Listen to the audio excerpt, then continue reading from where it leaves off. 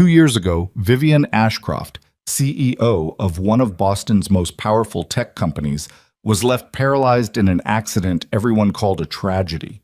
But the wheelchair she sits in tonight has been tampered with. Her security credentials have been copied, and the man everyone blamed for her accident has been hiding something that could change everything. One repairman noticed what no one else did, and that small, quiet observation is about to drag them both into a conspiracy that nearly destroys everything she spent her life building. If you're watching this, drop your city in the comments and hit like so I can see how far this story has traveled. Now stay with me until the end. This one's worth it. The gala had cost someone a great deal of money to make look effortless. Nathan Cole figured that out around the third hour when he found himself carrying a folding table through a service corridor at the Hargrove Center, while two caterers argued in hushed, furious tones about whether the dessert station had been set up on the wrong side of the room. He set the table down where they pointed, said nothing, and went back for the next one. That was volunteering. You showed up, you did what you were told, and you tried not to be in the way. He'd signed up through a community board posting. Event support staff needed for Meridian Children's Foundation annual gala. No experience necessary. Because his neighbor, Mrs. Paulson, had offered to watch Lily for the evening, and it felt wrong to spend that time sitting in his apartment. He wasn't built for stillness, never had been. The Hargrove Center sat at the edge of Boston Harbor, its upper floors all glass and steel, and on a clear October evening like this one, the city spread itself out beyond the windows in a way that looked almost designed. Nathan had grown up 40 minutes outside the city and had spent years either not noticing it or being too tired to look. Tonight, working cleanup after the guests had thinned out, he noticed. He was pushing a service cart back toward the freight elevator when he saw her. She was parked. That felt like the wrong word, but he couldn't think of a better one, near the far end of the observation terrace, facing the harbor. Most of the gala crowd had moved back inside or left entirely. She was alone, a glass of something untouched on the small table beside her wheelchair, and she was looking out at the water with the focused, contained expression of someone who has decided not to feel anything in public. Nathan almost kept walking. It wasn't his business. He had a cart to return and a corridor to clear, and Mrs. Paulson expected him back by 11. But something stopped him. Not sentiment, or at least not only that, the wheelchair. He'd been repairing mobility equipment for 6 years, first as an apprentice under a man named Gerald Stokes, who'd run a small independent shop in Dorchester, and then on his own after Gerald retired and sold him the client list and the lease. 6 years of chairs and scooters and lifts, and the 10,000 small mechanical ways they failed the people who depended on them. He knew what a well-maintained chair looked like. He knew what wear patterns meant, what sounds indicated what problems, what the difference was between a chair that had been serviced recently and one that hadn't. The chair this woman was sitting in had not been properly serviced. He could see it from 20 feet away. The left rear wheel sitting fractionally wrong, the angle just slightly off from what it should be. It could have been nothing. It could have been a loose axle bolt or a worn bearing housing or a dozen other things that were inconvenient but not dangerous. Or it could have been something else. He told himself it was nothing and kept walking. Then he stopped, left the cart, and walked across the terrace. "Excuse me," he said, stopping about 6 feet from her. She turned to look at him with the kind of measured patience that people develop when they're used to being approached by strangers who mean well and waste their time. She was younger than he'd expected, early 30s maybe, with dark hair pulled back and a face that was either naturally composed or had learned to be. She wore a charcoal blazer over a dark dress and carried herself in the chair with a straightness that read less like posture and more like decision. "The event's over," she said. "If you're looking for someone from the foundation, I'm not." He gestured at his volunteer lanyard. "I'm just doing cleanup. I wasn't going to bother you. I wanted to say, the view's nice up here, and so are you." He regretted it immediately. It came out more direct than he'd intended, and the way she was looking at him made it worse. "Excuse me?" she said. "That came out wrong. I meant, you looked like you were the only person up here actually looking at it. The view. Everyone else tonight was looking at the room." He stopped. "I'll go." "Beauty," she said, and there was something in the word that had an edge on it, is a complicated compliment for someone in my position. People look at me and they see the chair, and the chair reminds them I can't walk. So when someone tells me I'm beautiful, what they usually mean is considering, as in beautiful considering. She picked up the glass and looked at it instead of him. I'm sure you meant well. I didn't mean considering, Nathan said. I just meant what I said. She looked at him again, not softened exactly, but reassessing. That's either very sincere or a very good line, she said. I don't really do lines. I'm not. He shook his head. I'm bad at this. I just thought you looked a little alone out here and I didn't want to walk past without saying something. I'll leave you alone. He turned to go. What's your name? She asked. He turned back. Nathan. Nathan Cole. Vivian Ashcroft. She didn't offer her hand and he didn't reach for it. You said you're doing cleanup? Volunteer. I repair mobility equipment, chairs, scooters, that kind of thing. Saw the posting and needed something to do tonight. Something shifted in her expression at that, very briefly, like a door opening a half inch and then closing again. You repair wheelchairs, she said. Among other things, yeah. She studied him for a moment, then, and? He blinked. And what? You walked over here for a reason, Nathan Cole. You said you were doing cleanup, you said you weren't looking for someone from the foundation, and then you gave me a compliment that you immediately called wrong. So, she tilted her head slightly. And? He looked at the chair. He looked back at her. Your left rear wheel, he said. The axle angle's off. Could be nothing. Could be a worn housing. He paused. When was the last time it was serviced? She went very still. My chair is serviced on a schedule, she said, and her voice had changed. Not softer, not harder, more careful. By a specialist. Okay, Nathan said. Then it's probably nothing. But you came over to mention it. I came over because you looked like you were having a rough night, and I didn't want to walk past. The chair thing, that's just what I notice. Occupational habit. I'm not trying to make it into something. She looked at him for a long moment. The harbor lights were coming off the water behind her, and the city behind him was doing its usual October thing, cold enough to remind you it was real, clear enough to look like a painting. I'll have it checked, she said finally. Good, he said. I mean it. Not. It's probably nothing. You keep saying that, because it probably is, but not definitely. He didn't answer that, and she seemed to accept it. I appreciate you stopping, she said.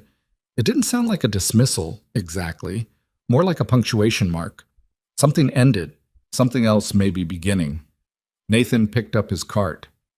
Have a good night, Ms. Ashcroft. Vivian, she said. He was already walking. He got home a little before 11. Mrs. Paulson was half asleep in the armchair with a book open on her chest, and Lily was in bed where she was supposed to be, which was either a miracle or evidence that Mrs. Paulson had more authority over his 6-year-old daughter than he did. Probably the second one. He paid her, said goodnight, locked the door, and stood in his kitchen for a minute in the quiet. The apartment was the same apartment it always was. 2 bedrooms in a building that had last been renovated sometime in the previous century, with a kitchen that faced a brick wall and a living room that smelled faintly of the lavender spray Lily had discovered at a craft fair and deployed aggressively on every soft surface she could reach. Drawings on the refrigerator, a stuffed bear missing one eye on the couch, a half-finished jigsaw puzzle of the Boston skyline on the coffee table that they'd started 3 weeks ago and hadn't touched since. He poured water from the tap and drank it standing at the sink. He thought about the chair. In 6 years, he had seen a lot of wheelchairs. He had seen chairs with bent frames and stripped bolts and cracked footrests and bearings so worn they'd ground down to metal on metal. He had seen chairs that had been badly maintained by accident, by neglect, by cost. People who couldn't afford proper servicing and stretched every adjustment as far as it would go. He had seen one chair once that had been tampered with.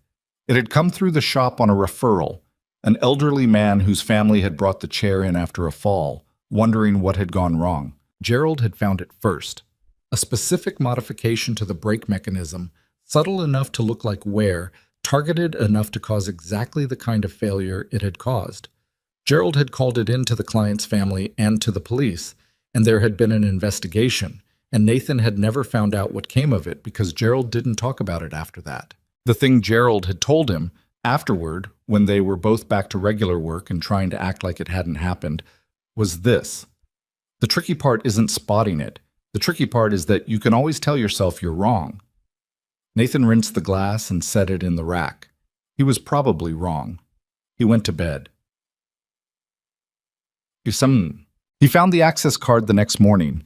He'd been in his van, a white Ford Transit that had been old when he bought it, and was now old in the way that required philosophical acceptance, doing inventory before his first call, when he found it wedged between the passenger seat and the center console. A corporate key card, the kind that opened building doors and activated elevators. It had a chip and a magnetic strip and a small printed logo, Ashcroft Dynamics. Vivian Ashcroft's name was not on it. What was on it was a position title, printed in small gray letters below the logo, Chief Executive Officer. He stared at it for a long time. At some point during the evening, either when he'd been clearing the terrace area or when she'd been near the service corridor, it must have slipped from her, or from her bag. He didn't remember seeing her with a bag, but he hadn't been paying attention. He thought about mailing it. He thought about calling the foundation to pass along the message.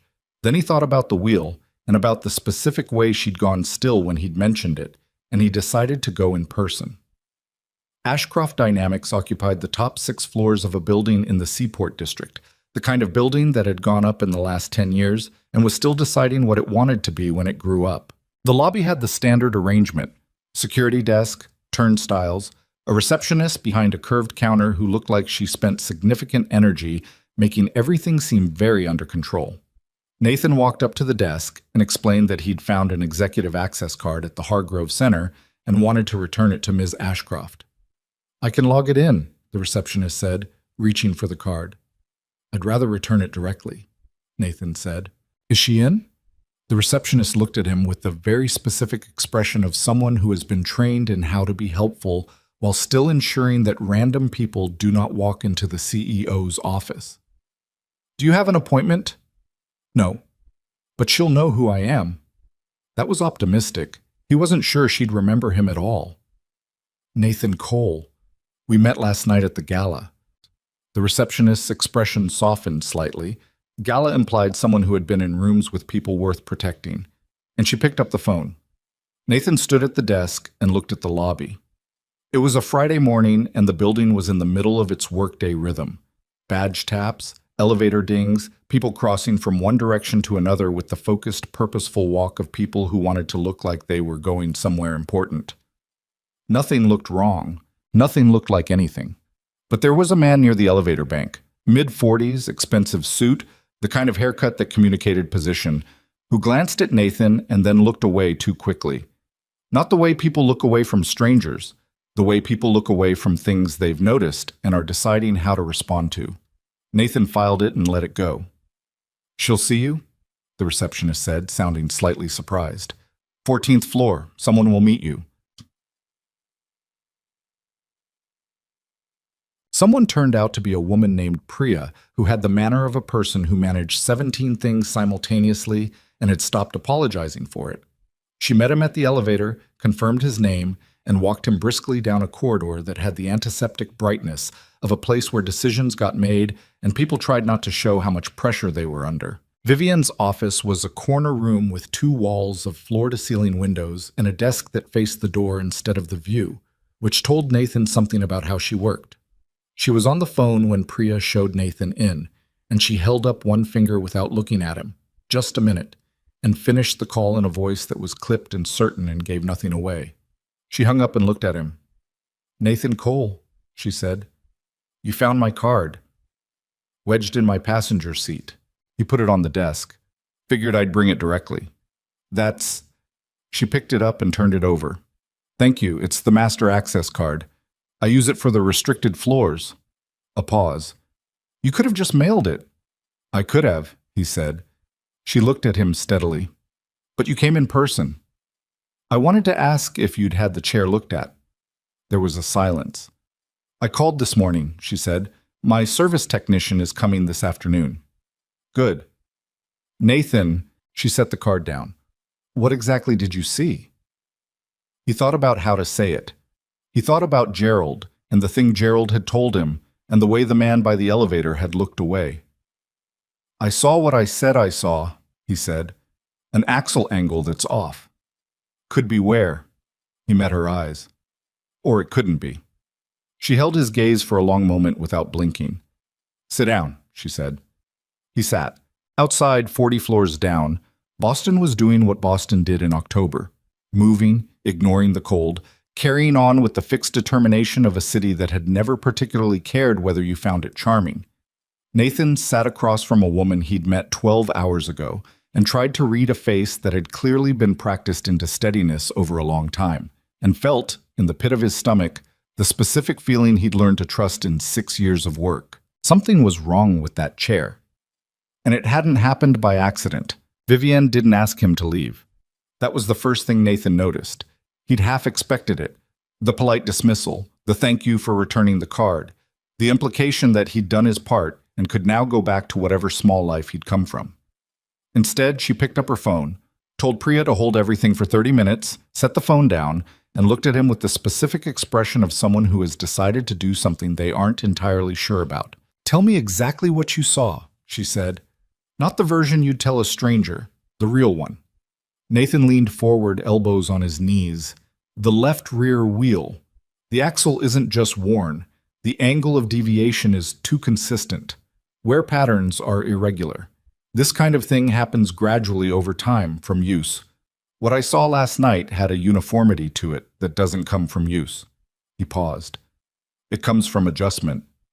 You're saying someone modified it. I'm saying it's possible. Your technician will know more than I do. My technician, she said slowly, has been servicing this chair for 18 months. He was hired through the company's facilities management team. She stopped. Which means he was vetted by the same people who run building security and HR systems. Nathan understood what she wasn't saying. He let it sit for a moment. How many people have access to your chair when you're not in it? He asked. Practically speaking? She considered. My personal assistant, my driver, the facilities team here, the chair travels with me almost everywhere. It stays in my office overnight when I sleep here during high-demand periods. She caught the look on his face. I work long hours. And your access card, the one I returned, is there a log of where it's been used? Something moved in her expression. Not alarm exactly. More like the particular feeling of a suspicion you've been suppressing suddenly having a name. Yes, she said. The system tracks every badge use, entry point, time, date. She reached for her keyboard, then stopped. Why are you asking about the card and the chair in the same breath? Because I'm thinking about who would need both, Nathan said. She looked at him for a long moment. Then she turned to her computer. The access log took her less than 2 minutes to pull up, and it took Nathan less than 30 seconds to see what she saw. Her card had been used to access the R&D restricted floor, designated on the log as Level 11R, on 3 occasions in the past 6 weeks. The timestamps were all between 11 p.m. and 1 a.m. Vivienne hadn't been in the building on any of those nights. She confirmed it by cross-referencing her own calendar, which she pulled up in a second window without saying anything. Her jaw had tightened. That was the only visible change. I'm never here that late, she said. I have a medical protocol. I need to be home by 10 at the absolute latest on most nights because of... She stopped. It doesn't matter. I'm not here past 9 on a normal week. Who else has master access to Level 11R? Senior executives. Myself, the CTO, the COO, the head of R&D, and the facilities director for secure areas. She was already typing. I can see their individual logs. You might not want to do that from your own account, Nathan said quietly. She stopped typing. She turned and looked at him slowly. You think whoever did this has access to the system, she said. I think if someone went to the trouble of copying your credentials to access a restricted floor without your knowledge, they probably thought about who might notice and when. He didn't soften it. There was no version of this that was soft. I'm not telling you what to do. It's your company and your system. I'm just saying that if I were you, I'd want whoever looks at this to be someone who isn't already inside it. The silence stretched. A phone somewhere in the outer office rang twice and stopped. Nathan could hear the building breathing. The low mechanical hum of a place with too much square footage and too many systems running at once. "I have an attorney," she said finally. "Marcus Webb. He's outside the company and he's handled sensitive matters for me before." She didn't elaborate on what that meant, and he didn't ask. "He has a firm in Cambridge." "That's a good start," Nathan said. She looked at him again, that same measuring look she'd given him on the terrace, only sharper now, more awake. "Why are you still here?" she said. It wasn't unfriendly, it was a real question. "I found something I thought you should know about, and I didn't know how to leave it at the front desk," he said. That's the honest answer. "You repair wheelchairs for a living," she said. "You volunteer at charity events. You have a daughter. You mentioned a neighbor watching her last night." She tilted her head. "You are not the person I'd expect to walk into a seaport office tower and tell me my security's been compromised." "I didn't plan to tell you that," he said. "I planned to return the card and go to my 9 o'clock appointment." "What was the 9 o'clock?" "Woman in Brookline, power chair with a joystick calibration issue." He paused. "I called and rescheduled." Vivian almost smiled. It didn't quite make it all the way.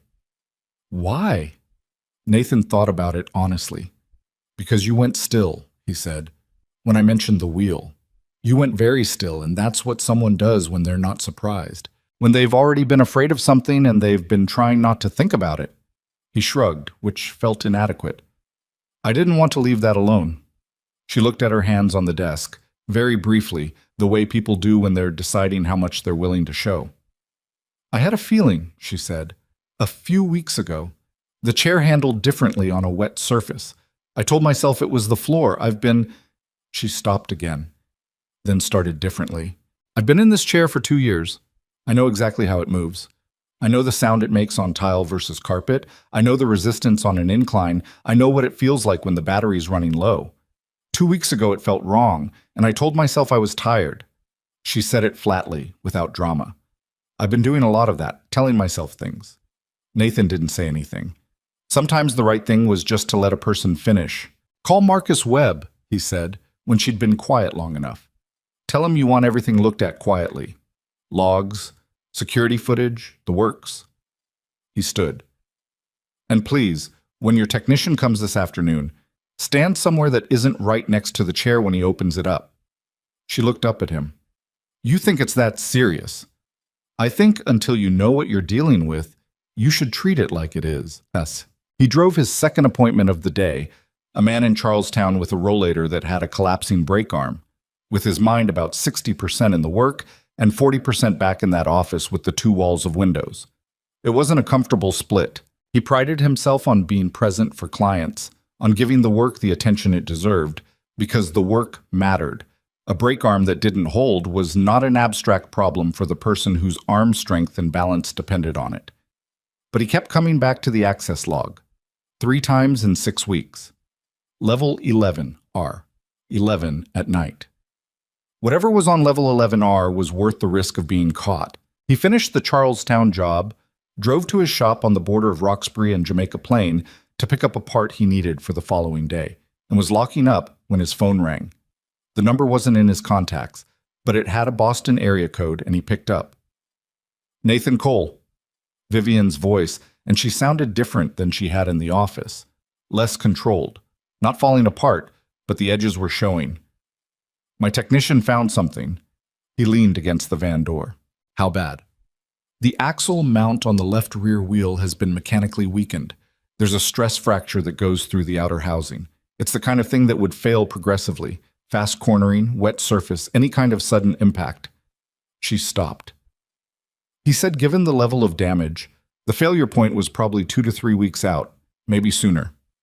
2 to 3 weeks. Nathan stared at the brick wall of his shop. "Where's the technician now?" he asked. "I asked him to wait. Marcus Webb is sending someone over." "Good," he said.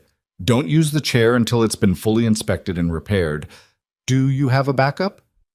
"There's one at my home. I'll manage." A pause.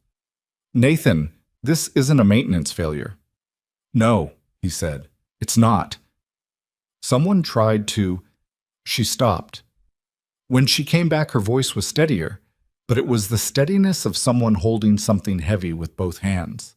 I've been afraid of this chair for 2 weeks, and I told myself I was being irrational. I told myself that the accident made me oversensitive to things that weren't. She stopped again. "Vivian," he said. "What?" "You weren't being irrational." Silence on the line. The street outside his shop was doing its afternoon thing.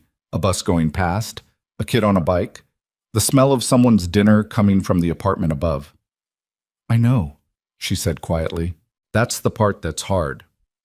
Marcus Webb turned out to be a small man in his late 50s, with the kind of unhurried manner that Nathan associated with people who'd seen enough crises to stop being impressed by them. He had an office in Cambridge that looked exactly like you'd expect an attorney's office to look if the attorney had been practicing for 30 years and had stopped caring what visitors thought of the decor.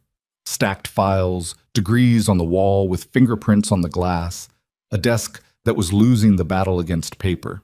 He met with Nathan and Vivian together, which meant Nathan drove across the river on a Friday evening to sit in a room that smelled like old coffee and explain, again, what he'd observed. Webb listened without interrupting. When Nathan finished, Webb looked at Vivian. "You said you haven't told anyone in the company yet," he said. "No one," she confirmed. She was in the backup chair, which was an older model, a little stiff in the right armrest, and Nathan had noticed it immediately when she'd rolled in, though he'd said nothing. "I don't know who I can trust inside the building." "Smart," Webb said, without any praise in it. "Just an observation. The credential use on level 11R. Tell me what's up there." Vivian took a breath. Ashcroft Dynamics has a primary R&D division on 11 and 12. The restricted section, 11R, is where we keep the prototyping lab for the area project. That's our intelligent mobility system, exoskeleton integration, smart chair technology, adaptive neural interface. It's been in development for 4 years. She paused. The projected value of the technology is somewhere between 800 million and $1 billion too, depending on the licensing model. We've had acquisition interest. "From whom?" Webb said. 3 companies. 2 domestic, 1 foreign registered, but with substantial overseas backing. I declined all 3 conversations. "And the board?" Her expression shifted. "There have been discussions I wasn't part of. A faction on the board believes a strategic sale would maximize shareholder value." The way she said it, flat, careful, like reading from a legal document, told Nathan there was a great deal of emotion underneath that she was keeping behind glass. "They've been pressuring me to reconsider. The pressure has increased significantly over the past 2 months." Webb wrote something on the pad in front of him. "Anyone on the executive team aligned with that position?" She hesitated for just a moment. "Adrian Locke, my COO. He's been the most vocal internally about what he calls strategic flexibility." Nathan watched Webb's pen move. "What does Locke have access to?" Webb asked. "Executive master access, same as mine. He can access 11R. Webb looked up. "Has he been there at night recently?" "I don't know," she said. "I didn't want to pull his access log from my own account." "Good call." Webb set down the pen. "I'll put someone on that, discreetly." He looked at Nathan. "Mr. Cole, you said the chair modification was, in your professional judgment, deliberate." "Yes," Nathan said. "I've seen accidental damage in chairs for 6 years. This was targeted. It would have looked like a failure, but the mechanism was too specific. Someone who understood how the wheel assembly worked made that fracture. Not a layman. Someone who knew what they were doing." Webb nodded slowly, adding something else to the pad. "Vivian, the accident 2 years ago. Walk me through what you were told." Her hands were in her lap, very still. Nathan had noticed she did that when she was controlling something. The prototype personal transport vehicle, so it was part of an early area integration test. I was in the vehicle with Elliot. She said the name without elaborating, and Webb didn't ask. "The system malfunctioned. The vehicle accelerated instead of stopping. I was thrown. The spinal damage was—" She stopped. Started again. "Significant. And Elliot?" "Left the company after the investigation. Left the city." She looked out the window at the Cambridge street. The board concluded the accident was the result of operator error on his part. He accepted responsibility and disappeared. She turned back. I believed them. I had no reason not to. Webb tapped the pen on the pad. The black box from that prototype. Was it preserved? Standard procedure after an incident. It should be in secure storage. Should be, Webb said. Vivian looked at him steadily. Should be, she agreed. Nathan drove home through Friday evening traffic, which in Boston meant approximately 45 minutes of movement so incremental it gave him too much time to think. He called Mrs. Paulson, who confirmed that Lily had eaten dinner and was currently arguing that 8:30 was an unreasonable bedtime for someone who had stayed up until 9:15 the previous Tuesday, which was, in Lily's legal opinion, precedent. Tell her Tuesday was a special occasion, Nathan said. I told her that, Mrs. Paulson said. She asked what special occasion. I said her dad had a thing. She said, what thing? I said I didn't know. She said, I'll be home in 20, Nathan said. He was home in 25.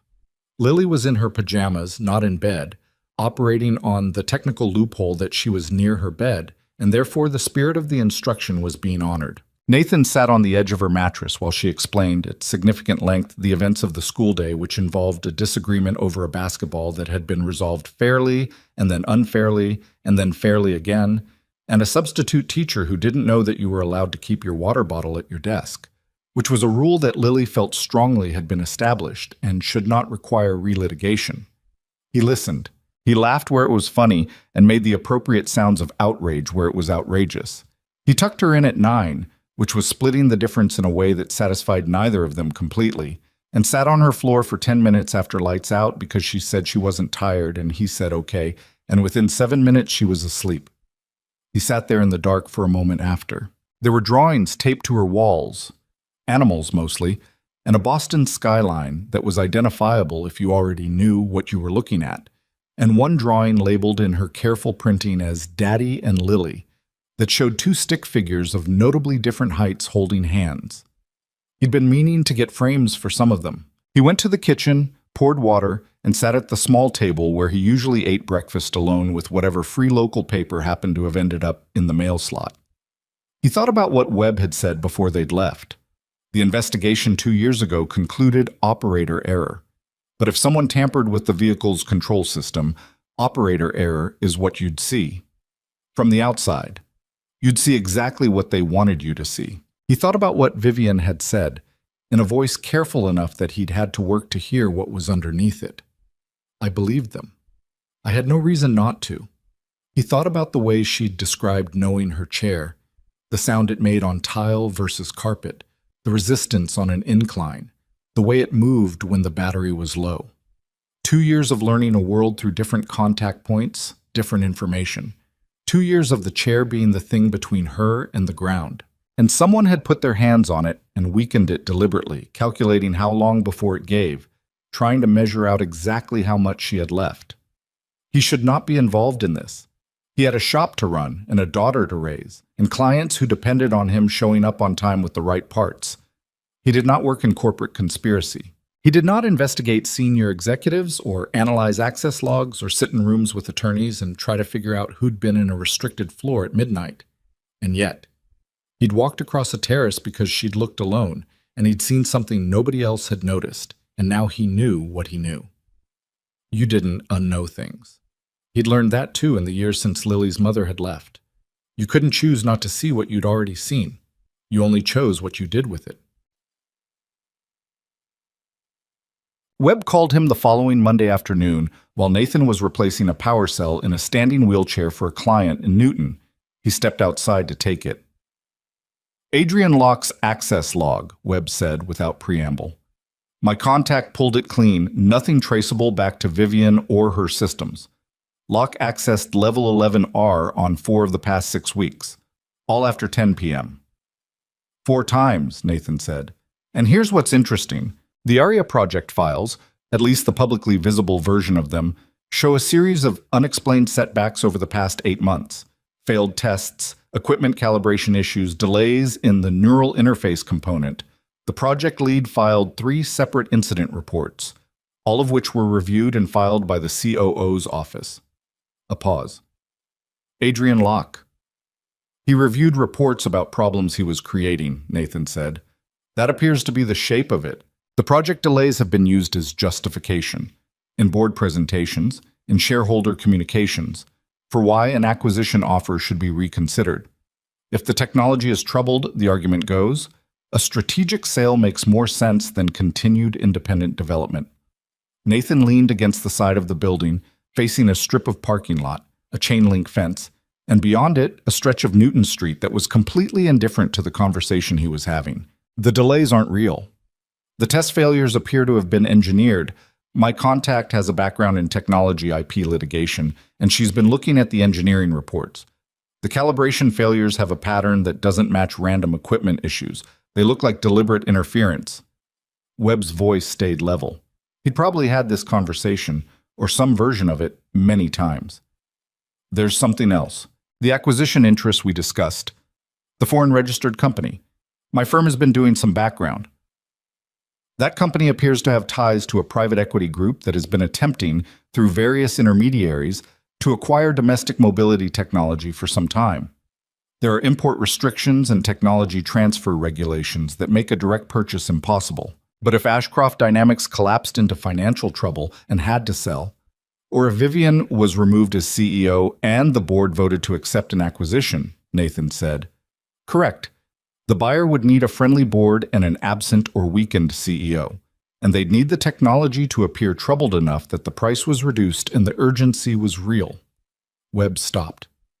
Nathan, I want to say something clearly. What I've just told you is pieced together from multiple sources, and none of it is courtroom ready yet. We have access logs, pattern analysis on engineering reports, and corporate registration research. That's a picture, not evidence.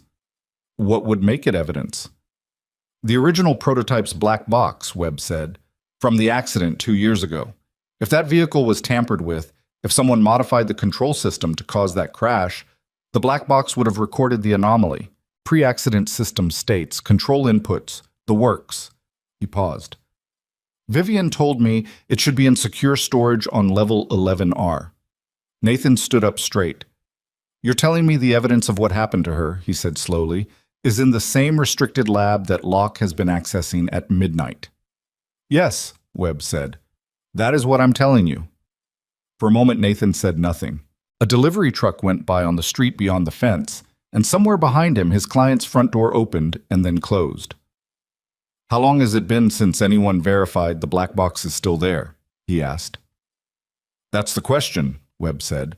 Vivian is going to request a formal audit of secure storage, but if Locke knows that audit is coming, he'll move it or destroy it, Nathan said.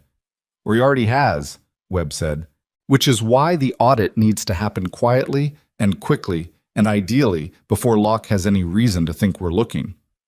Nathan looked at the fence, at the street, at the ordinary Monday afternoon going about its business.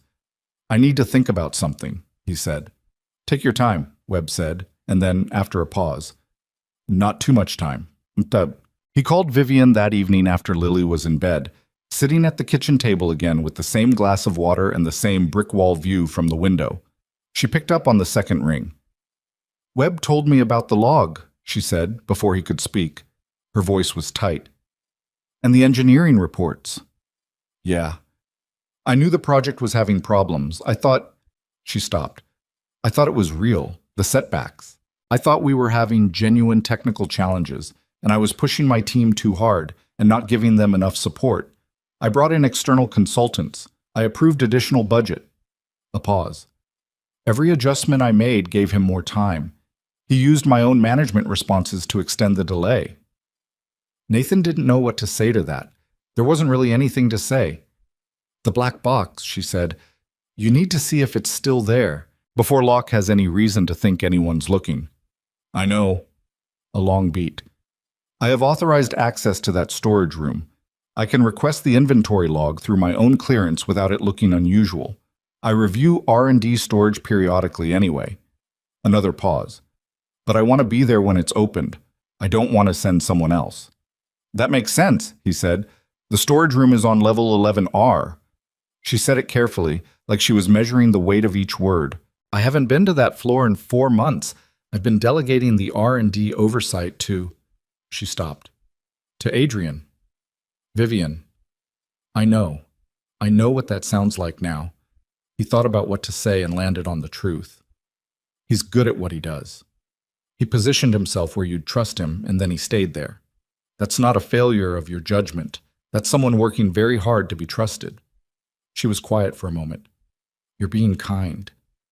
I'm being accurate, Bata, he said. There's a difference. Another silence. Different from the silences earlier in the conversation. Less heavy. I'm going to level 11R tomorrow morning, she said. Early, before the executive floor gets busy. I'll pull the storage inventory myself. She paused. Would you come? He hadn't expected that. Why? Because you know what you're looking at when it comes to the chair, and I trust your judgment on what's been tampered with and what hasn't. And because... She stopped. Said the next part more quietly. Because I don't want to walk in there alone. Nathan looked at the kitchen window. The brick wall looked back. I'll be there at 7, he said. They met in the lobby at 7:05. Nathan 3 minutes late because the parking in the seaport at 7 a.m. was its own specific category of purgatory. Vivian was already past the security desk, and she looked at his slightly wind-blown arrival without comment, which he appreciated. They rode the elevator to 11 in silence. The building was quiet at this hour. A few early arrivals, the cleaning crew finishing up, that particular hush that corporate buildings have before the day fully commits to itself. Level 11R required a secondary badge at a steel door with a keypad, and Vivian used the original access card, the one he'd returned, and the door opened cleanly. The lab beyond was large and cool and smelled faintly of metal and something chemical Nathan couldn't identify. Equipment lined the walls, testing rigs, prototype components in various states of assembly, a workbench that had the organized chaos of actual daily use rather than showroom arrangement. At the far end, a row of secure storage cabinets, each with its own electronic lock. Vivian moved through the space with the efficiency of someone who had spent a great deal of time here and had not been back in a while. She went to the storage section directly, pulled up the inventory log on a wall terminal, and began scanning. Nathan stood back and looked at the room. He was looking at the testing equipment. The main exoskeleton rig, the frame that held prototypes during trials, had modification marks on the control interface that didn't match the surrounding hardware. Fresh marks, newer than everything else on the bench. He leaned in. Someone had been in here with tools, recently. Vivian, he said. I see it, she said from across the room. Her voice had gone flat. The black box. It's listed in the inventory log as present in Cabinet 7. She was looking at Cabinet 7. The cabinet has been accessed twice in the past 3 weeks. By whom? She looked at the terminal. The log shows my credential. Silence. You weren't here, Nathan said. No. She turned to look at him. Someone used my copied credential to access this cabinet. Twice. She looked back at the cabinet. And the log shows it's still there. Still present. Open it, Nathan said quietly. She did. She used her card on the cabinet lock and it clicked open and she pulled the door wide. The cabinet held a row of labeled storage cases. In the slot marked ARIA-P1/incident record/BX-001, there was a case that was the right size and shape and had the right label. She lifted it out and set it on the workbench. She opened the latches. The case was empty. She stood looking at the empty case for a long moment. Nathan stood beside her and said nothing, because there was nothing to say that the empty case hadn't already said. Someone had taken the evidence of what had been done to her, logged the access under her own name, and left the container perfectly in place. He's thorough, she said finally. Yes, Nathan said. So the question is whether he has it, or whether he destroyed it. If he destroyed it, he'd have no reason to keep accessing the lab at night. Nathan looked at the modification marks on the exoskeleton rig, then back at the empty case. He still has something to protect here, which means he still has something. She closed the case and set it back in the cabinet with the careful movements of someone keeping themselves together through physical action. We need it back, she said. I know. She turned to look at him. Her jaw was set in this way he'd already started to recognize. Not anger, not exactly, but a kind of compressed force that had nowhere to go yet. You said we. He hadn't realized he'd said it. Yeah, he said. I did. She looked at him for a long moment, and this time the measuring in her gaze had something different in it. Not warmer exactly, but less defended. Like a window that had been shut for a long time had been opened just enough to let the air move. You should know, she said carefully, that getting further into this is not without risk. If Adrian is doing what we think he's doing, he's not a man who responds well to interference. I figured, Nathan said. You have a daughter. I know I have a daughter. She held his gaze. Nathan, I need you to understand what you might be walking into. He thought about Lily's drawing on the wall. The two stick figures of different heights, labeled carefully in her handwriting. He thought about the empty case on the workbench and the access log with Vivian's name on entries she hadn't made, and the chair that had been quietly failing for weeks while she told herself she was imagining things. I understand enough, he said. Let's figure out what he did with it. Webb did not look like a man who slept well under normal circumstances, and when Nathan and Vivian walked into his Cambridge office the following morning, he looked like a man who had not slept at all. There were 2 additional chairs pulled up to his desk and a pot of coffee that was nearly empty. He waved them in without getting up. The credential copying, he said, before either of them had fully sat down. I have a contact at a cybersecurity firm. I've used them before on IP theft cases. They looked at the entry log data my original contact pulled. He turned a printed page on his desk so they could see it.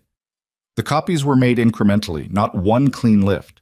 Whoever did this built a ghost profile of Vivian's access signature over several months by capturing partial credential data at different entry points and assembling them. It's not simple. It requires either significant technical knowledge or someone who paid for significant technical knowledge. Adrian has both, Vivian said. More than that, it means this was planned, not opportunistic. Someone made a decision, probably more than a year ago, to build toward this specific outcome. The access log, the engineering sabotage, the board pressure, the credential copying, these are not independent events. Webb picked up his pen and set it down again without writing anything. This is a coordinated campaign. Nathan looked at Vivian. She was listening with the particular stillness she carried, processing, not shutting down. He'd started to be able to tell the difference. I need to tell you something, she said to Webb. She hadn't told him about the black box yet. She'd called him the previous night to say she'd been to 11R and needed to meet in the morning, and she'd kept the rest until now. She laid it out cleanly. The inventory log, the cabinet, the empty case, the modification marks on the exoskeleton rig. Webb listened without moving. When she finished, he was quiet for several seconds. He took the black box, Webb said. Yes. And logged the access under your credentials so that if the cabinet was ever audited, it would show you had retrieved your own evidence. Which would make it look like I had a reason to suppress it, she said. If there's ever an investigation, the log shows I accessed the case twice. Whatever's in the box, it looks like I already know. Webb made a sound that wasn't quite a word. He stood up, which Nathan hadn't seen him do before, and walked to the window. It faced a Cambridge side street, a coffee shop, a dry cleaner, a row of bikes locked to a rack. The kind of street that existed to be completely normal. The box itself, he said, still facing the window. If he has it, he hasn't destroyed it yet. You said the lab modifications looked recent? The marks on the control interface were newer than the surrounding equipment, Nathan said. Days, not weeks. He's still using the lab, which means there's something he still needs there. Webb turned back. The Aria project, the legitimate version of it. Vivian, how close is the actual technology to completion? Not the sabotaged version, the real one. Closer than the board knows, she said. That's part of what Adrian's been managing. He's been presenting the board with a version of the project that's 18 months behind where we actually are. I have the real development records. My core engineering team reports directly to me on the technical milestones, and I keep a separate record outside the main system. She paused. I started doing that about a year ago. I'm not sure why. Instinct, maybe. Instinct kept your real progress off Adrian's radar, Webb said. He sat back down. The buyer, whoever is on the receiving end of this deal, They're acquiring what they think is a troubled technology that needs another 2 years of work. If they discover the technology is nearly complete and has been intentionally suppressed, that changes the transaction entirely. He looked at both of them. Adrian is managing an acquisition negotiation built on fraudulent representations of the asset. If that falls apart, he has nothing. No leverage, no deal, no payout. Which means he needs the real engineering data before the deal closes, Vivian said. Not just the black box. He needs the actual technical files to hand to the buyer so they know what they're really getting. Files he doesn't have access to, Nathan said, looking at her. He doesn't know I've been keeping separate records, she said. As far as he's aware, the project data exists only inside the company's main system, which he has access to. But the final integration specs, the neural interface schematics, the test results from the last 6 months, those are in a format I developed outside the company architecture. He can't get to them without me. Nathan sat with that. So he needs to force a board vote to remove you before the real state of the technology becomes public, but he also needs your technical data to close the deal once you're gone. And the black box is his insurance. Evidence he's been suppressing so that if anyone investigates the accident, the record shows you retrieved it yourself. He's been building toward a moment where he has everything, Webb said. Control of the company, the real technology, the evidence neutralized, and a board that voted him into power cleanly. He looked at Vivian. How soon is the board meeting? He's been pushing for an emergency session. Given the board's current temperament, I'd estimate 2 weeks, maybe less. Then we have 2 weeks to find the black box and establish what's on it before he either destroys it or uses the access log to frame any investigation. Webb tapped the desk. We need to know what happened in that vehicle 2 years ago, not what was concluded, what actually happened. The investigation into the accident had produced a file, and Webb had a copy of it, not because he'd worked the case originally, but because he'd represented Vivian in the subsequent civil matter around the insurance claim, and the file had been part of discovery. He spread the relevant pages on his desk. The vehicle had been a prototype personal transport unit, a small enclosed 2-person mobility pod built as part of Area's early integration testing. The idea was a vehicle that responded to a combination of manual control and predictive navigation, adapting to the user's movement patterns. Vivian had been in it with Elliot Marsh, her then-fiancé, and the project's co-lead engineer. The vehicle had been in a controlled testing environment at a facility in Waltham, a private track, closed circuit, not public road. According to the investigation, the vehicle had received a manual input that overrode the navigation system and sent it into an acceleration sequence the track wasn't designed to handle. The conclusion was operator error by Marsh. Marsh had not contested it. He didn't contest it, Nathan said, reading. No, Webb said. He signed a statement accepting responsibility and resigned from the company the same week. That's fast, Nathan said. Extremely, Webb said. The investigation took 11 days. Marsh signed within 24 hours of the conclusion. Vivian had been looking at the page with an expression Nathan couldn't read, or maybe it was an expression he could read and was choosing to give her space around. He'd been doing that. There was a history in this file that was hers in a way that nothing else was, and he tried to stay on the facts and not the weight of them. Elliot didn't make that input, she said. She said it quietly and without heat, as though she'd been thinking it for a long time and had only recently allowed herself to say it aloud. He was meticulous. He'd run that vehicle configuration 100 times. He knew that track. He couldn't have... She stopped. But he signed. People sign things for reasons that have nothing to do with guilt, Webb said, not unkindly. What reasons? Webb folded his hands on the desk. Fear? Pressure. The belief that signing is the only way to protect someone else. He paused. Or a threat. Vivian sat very still. We need to find Elliot, Nathan said. I've been trying to locate him since last week, Webb said. He left Boston after signing, left the state. I have a contact running a trace. Last known address put him in Portland, Oregon, about 14 months ago. After that, it gets murky. He looked at his phone on the desk as if it might suddenly produce an answer. I expect to hear today or tomorrow. Won't. The call from Webb's contact came the next morning, while Nathan was in his shop attempting to concentrate on a motor rebuild and mostly failing. Webb reached him at 10:15. Elliot Marsh, Webb said. Currently in Portland. He's been working under a different professional name. He's been consulting in a completely different field, agricultural equipment mechanics, nothing adjacent to his previous work. A pause. He agreed to speak with me. I told him I was working with Vivian. Nathan set down the tool he was holding. How did he respond? He was quiet for about 30 seconds, Webb said. And then he said, I've been waiting for someone to call. They did it over video, the three of them in Webb's office with a laptop open on the desk. Elliot Marsh appeared on the screen looking like a man who'd aged more than 2 years in the time since the accident. He had the face of someone who'd been carrying something and hadn't set it down once. He was in what looked like a workshop, equipment behind him, a bare bulb overhead.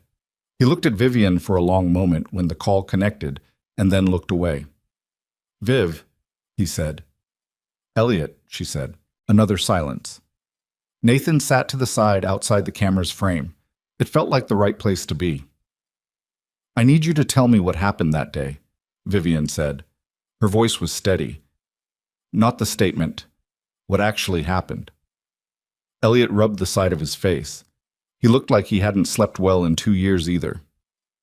3 days before the test run, he said, I found something in the vehicle's navigation code, an injected subroutine, a sequence that would override manual control under a specific set of conditions. Throttle position, speed, and a timing trigger. It was buried 8 layers deep in the firmware. I almost missed it. The room was very quiet. I didn't tell you, he said to Vivian. I know, I should have.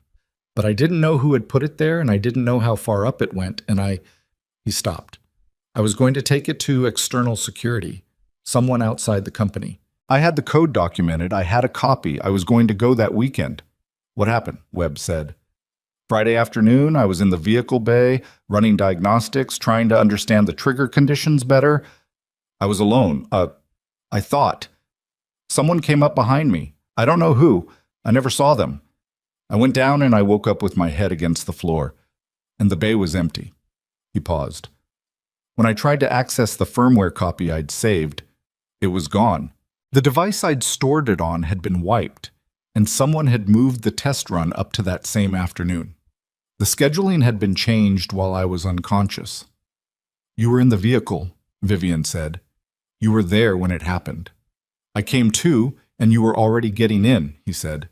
I tried. I told you something was wrong. Do you remember? I said we should wait.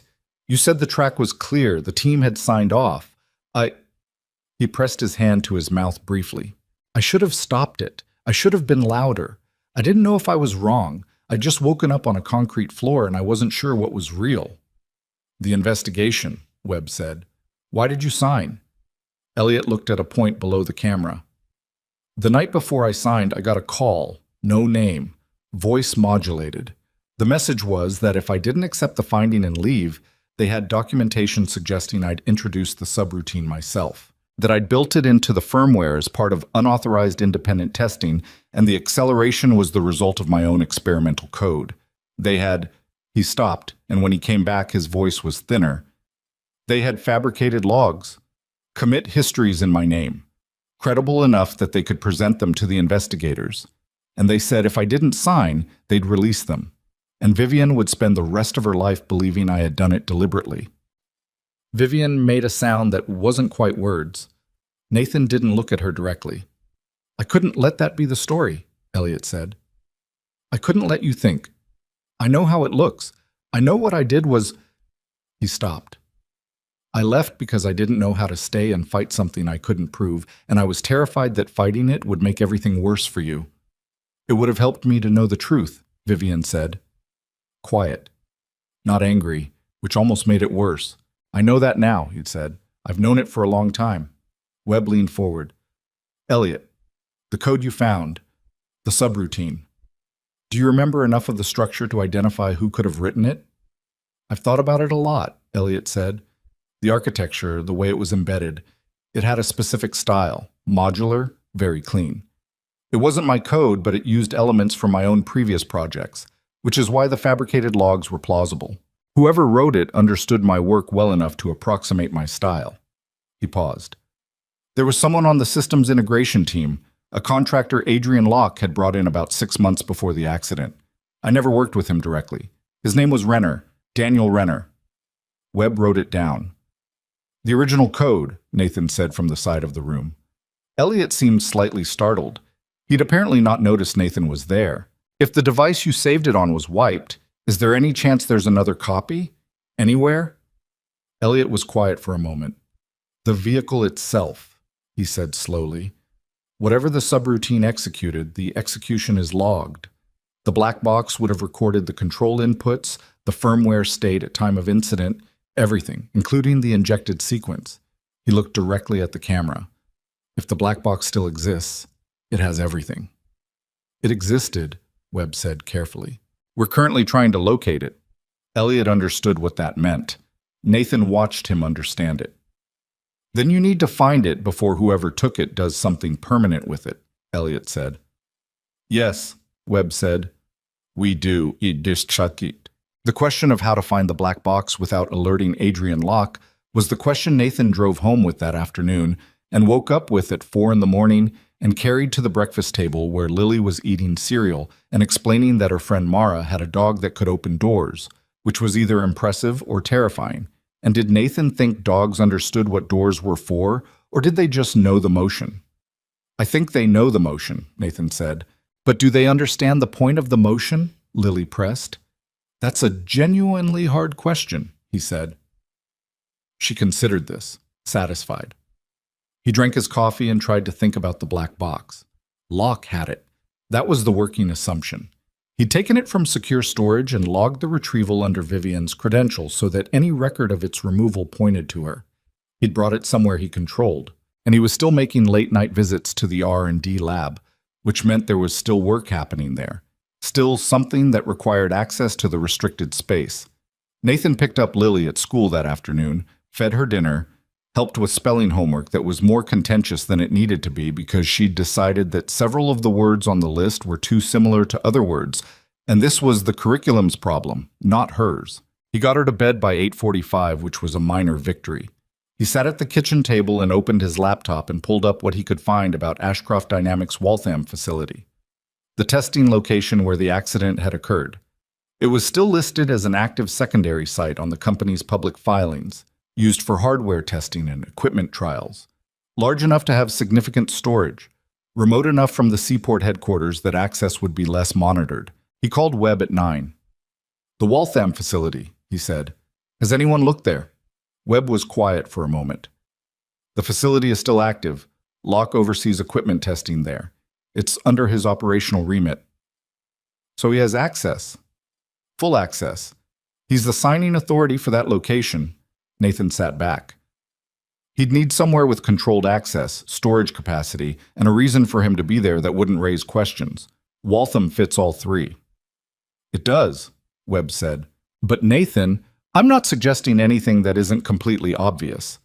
I know what you're suggesting, Webb said. And you're not wrong that it's the logical location. The problem is that Locke has the site under his oversight, which means a formal request for access or an audit would reach him immediately. So it can't be formal, Nathan said. Webb sighed. It was the sigh of a man who understood the law well enough to know exactly which side of it a conversation was heading toward. What I'm going to say now is as an observation, not a legal opinion. The Waltham facility is a company site. Vivian is the CEO of the company. Her master credential, the original one, would give her authorized access to every company location. She mentioned that her credential would work at the Waltham facility. Nathan said carefully. Main Suite? If she chose to visit a company facility she has legal authority over, that would not constitute any kind of unauthorized entry, Webb said, in the tone of a man reading from an invisible legal brief. It would be a CEO visiting her own company's property. And if she brought someone along, Nathan said, who has professional expertise in hardware inspection and mechanical systems. Then she brought a technical consultant, Webb said. Also not unusual. Nathan looked at the kitchen window. The brick wall was doing its usual thing, telling him nothing and somehow still telling him something. I'll call Vivian, he said. She agreed immediately. That didn't surprise him. He was starting to understand that whatever fear Vivian Ashcroft carried, and she carried real fear, he'd seen it in the way she'd stood at that empty cabinet and held herself very still. She did not let it make decisions for her. She made the decisions and then felt the fear, which was a specific kind of toughness that Nathan recognized because it was the only kind he had any personal experience with. They went on a Thursday, early morning, before the Waltham facility's regular staff arrived.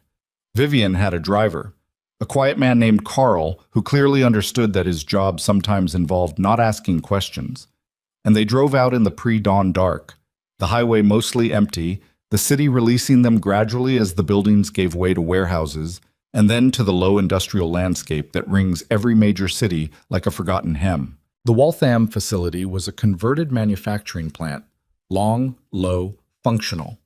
Security camera at the entrance, a badge reader at the main door, and then inside a long corridor that smelled of machine oil and dry air and something Nathan associated with the particular brand of quiet that old industrial buildings develop when no one's been in them recently.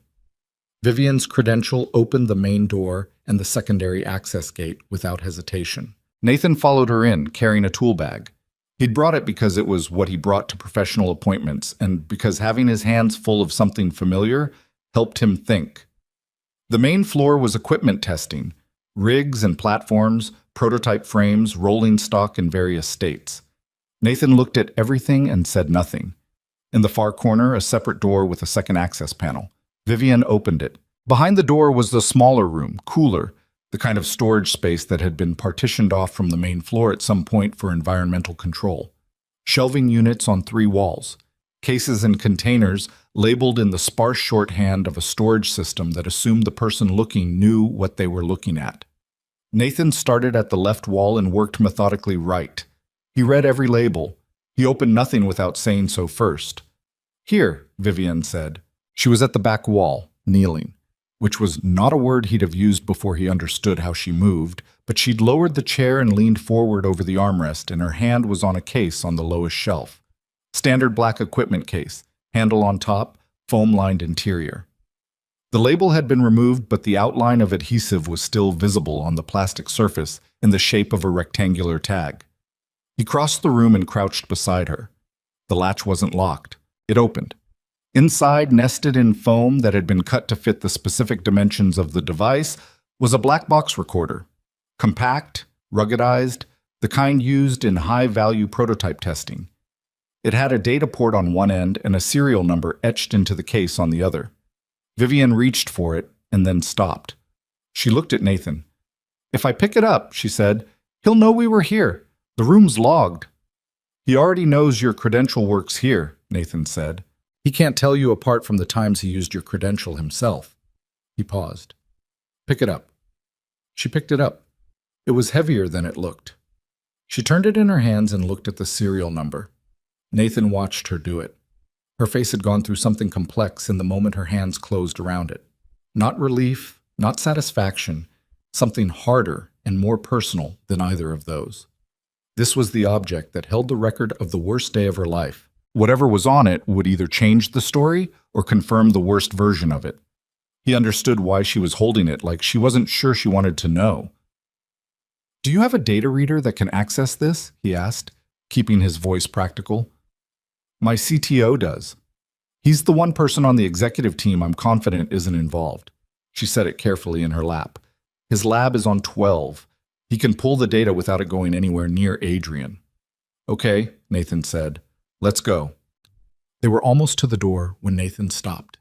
He'd heard something, or not heard exactly, felt maybe, the way you feel a change in a room's air before you consciously process it. He put his hand out, and Vivian stopped rolling and they both stood still.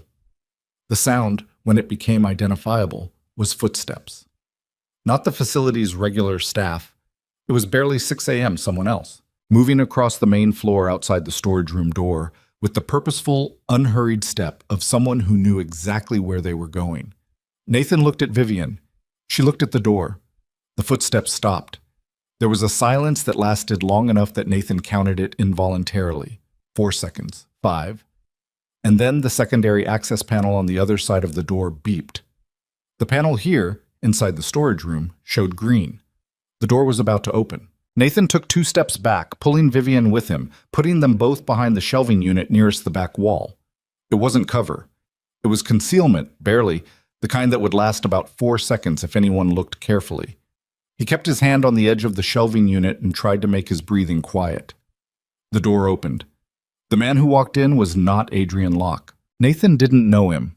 Mid-40s, heavy build, wearing the kind of unremarkable clothes that people wear when they're trying not to be memorable.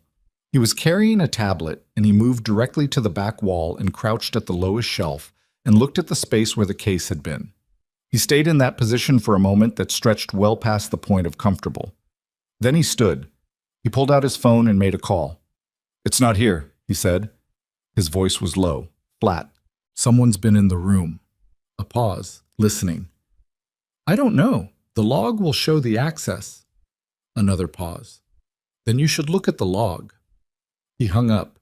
He looked around the room, slowly, without panic, the way someone looks when they're assessing rather than searching.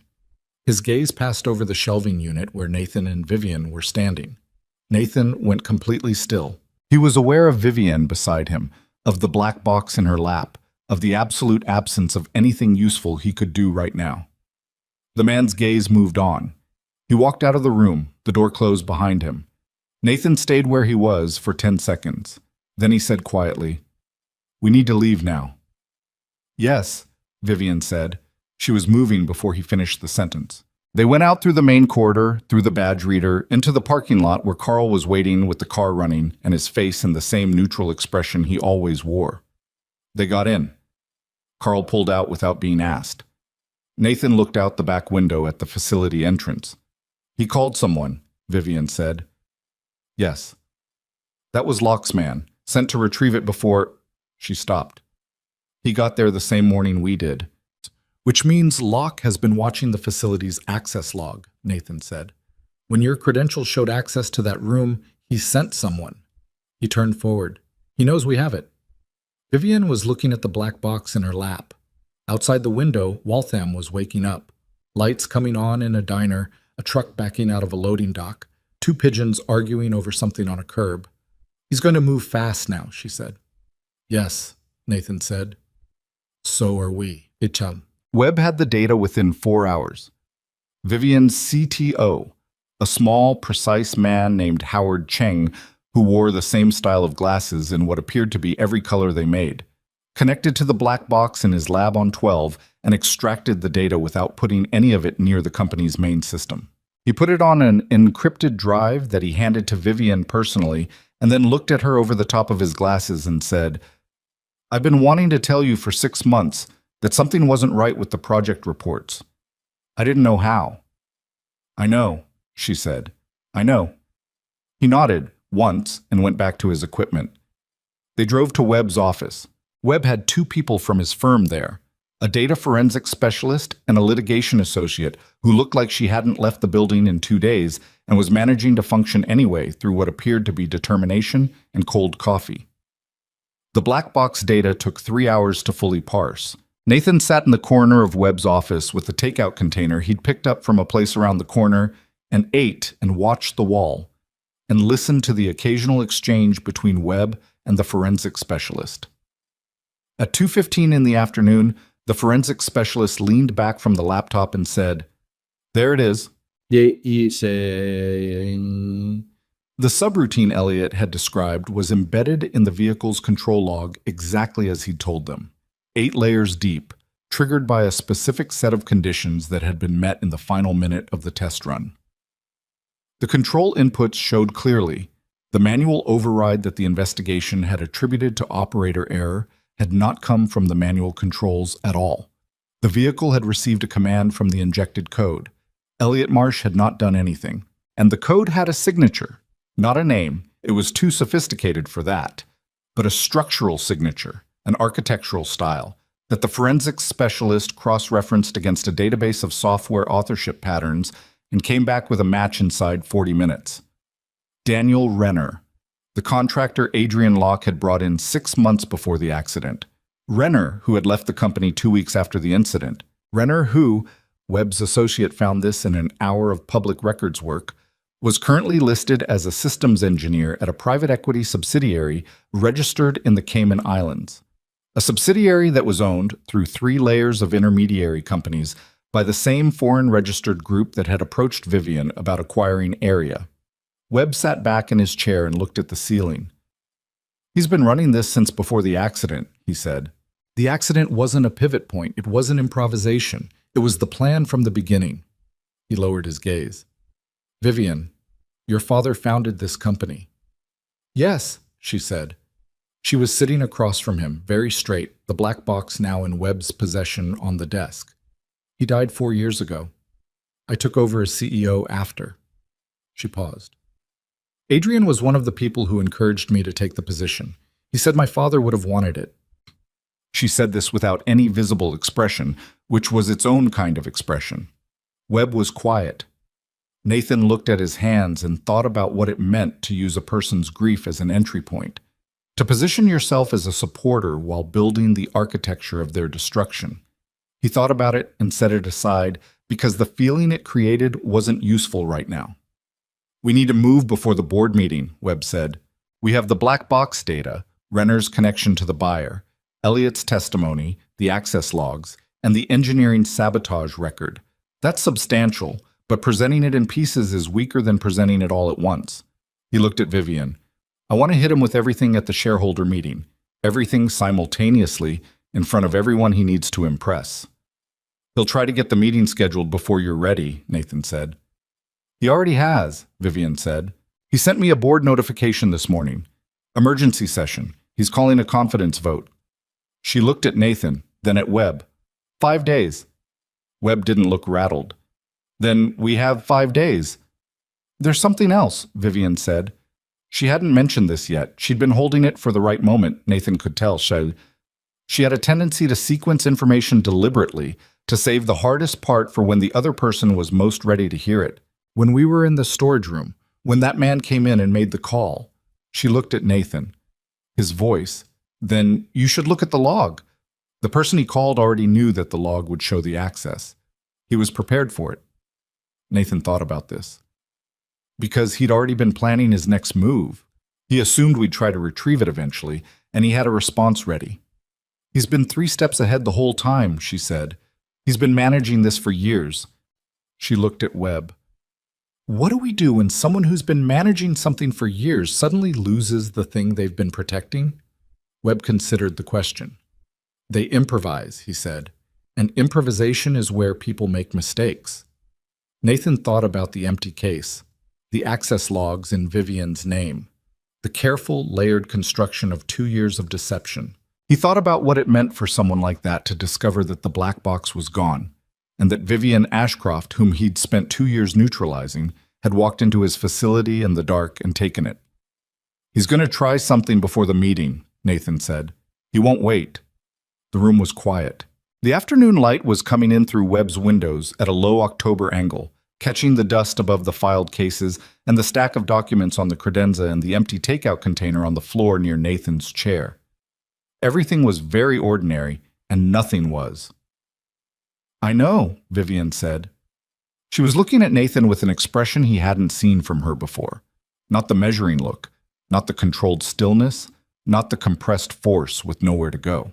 Something more unguarded, something that acknowledged, without saying it in words, that the ground they were standing on had shifted and that she knew who was standing on it with her. He held her gaze and didn't look away. "Then we move faster," he said. They had 4 days, and Adrian Locke used the first one to make his move. It came through official channels, which was his style.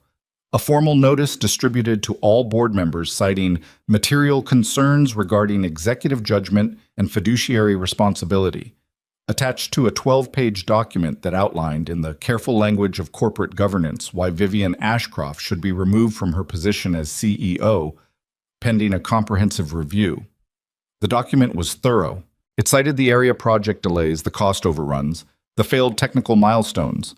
It cited her extended absence from key operational decisions, which was a version of events that described her delegating oversight to her COO as evidence of her own disengagement.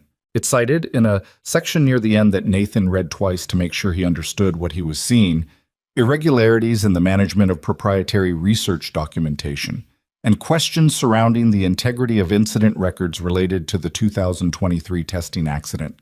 He was using her name on the access log. He was building it into the record before she could explain it. Webb read the document at 6 in the morning and called Nathan at 6:15. "He's front-loading," Webb said. "He's put the access log narrative into the board communication so that whatever we present at the meeting looks like a response to an accusation rather than independent evidence. He's trying to make her look defensive before she's said a word." Nathan was in his van outside his first appointment of the day. A client in Somerville he'd rescheduled twice already and couldn't reschedule again. He was staring at the document on his phone. "What do we do?" he said. "We don't respond to it," Webb said. "Not directly, not yet. Responding to his framing accepts his framing. We build our own presentation, and we walk into that meeting with something he can't anticipate." A pause. "I need the next 3 days to be very productive. How are you on sleep?" "I'll manage," Nathan said. "Good, so will I." Webb hung up. Nathan sat in the van for a moment. Then he went inside and fixed Mrs. Petrakis's power chair, which had a controller fault that was causing the right drive motor to cut out on inclines. And he did it carefully and completely because she was 81 and lived alone, and the chair was not an abstract problem for her. He spent 40 minutes on it, got it right, showed her what to watch for, and left. He had 3 more appointments. He went to all of them. Whatever was happening with Vivian and Locke and the board meeting, his client still needed their equipment, and he was still the person they called. He'd learned, in the years since Lily was born, and everything had reorganized itself around the fact of her, that the way to keep from being crushed by large things was to keep doing the small things correctly. It wasn't philosophy, it was just what worked. He picked up Lily at 3:30. She had opinions about the afternoon. The next 2 days moved in parallel tracks that Nathan kept having to consciously separate. There was the track with Lily, homework and dinner, and the ongoing negotiation about screen time and the bedtime stories that had evolved from the books on her shelf into serialized adventures that Nathan invented on the fly, following a protagonist named Mira, who was a mechanic on a space station and whose best friend was a robot with a bad attitude and strong opinions about proper tool storage. There was the other track, calls with Webb, calls with Vivian, an evening in Webb's office with Howard Cheng laying out the technical evidence in a format that a boardroom full of non-engineers could follow. He didn't tell Lily anything. She was 6. She didn't need to carry anything that wasn't hers. But she noticed things, the way children notice things. Not the specific content, but the atmospheric change. On the second evening, she climbed into his lap while he was reading and stayed there for a while without saying anything, which was unusual for her. When he asked what she was thinking, she said, "You seem like you have something in your head." "I do," he said. "Is it a bad thing?" He thought about how to answer honestly without giving her anything that would weight her down in the night. "It's a complicated thing," he said. "I'm trying to help someone." "Who?" "A woman I met recently. She's in trouble and I'm trying to help her figure it out." Lily processed this. "Does she know you're helping her?" "Yeah," he said. "She knows." "Okay," Lily said, apparently satisfied, and went back to her book. On the third day, Adrian Locke made his second move. This one wasn't official. Nathan was at his shop in the early afternoon when a man he didn't recognize walked in through the front door. The shop was small, a front area with a counter and some display equipment, and behind it the actual workspace where Nathan did repairs. The man was dressed in the way that was meant to read as casual, but wasn't. Pressed chinos, a jacket that cost more than Nathan's entire workbench setup, shoes that had never encountered a puddle. He looked at the shop with the particular expression of someone who has arrived somewhere beneath them and is managing it politely. "Mr. Cole," the man said. "That's me," Nathan said. He set down the tool he was holding. He didn't come out from behind the counter. "My name is Victor Harlan. I represent a group of interested parties in the current situation at Ashcroft Dynamics." He said this as if Nathan would understand what it meant and be impressed by it. "What can I do for you, Mr. Harlan?" Nathan said. Harlan looked around the shop, at the equipment in various states of disassembly, the parts bins, the workbench with its organized scatter of tools and components. He looked back at Nathan. You've become involved in something that is considerably outside your area of expertise, he said. I understand the impulse. You met Ms. Ashcroft and you found something concerning and you wanted to help. That's admirable. He paused to let the word land with its full condescension. But what you're participating in involves securities regulation, corporate governance, technology transfer law, and ongoing business negotiations that have taken years to develop. These are serious matters with serious consequences. Nathan looked at him steadily.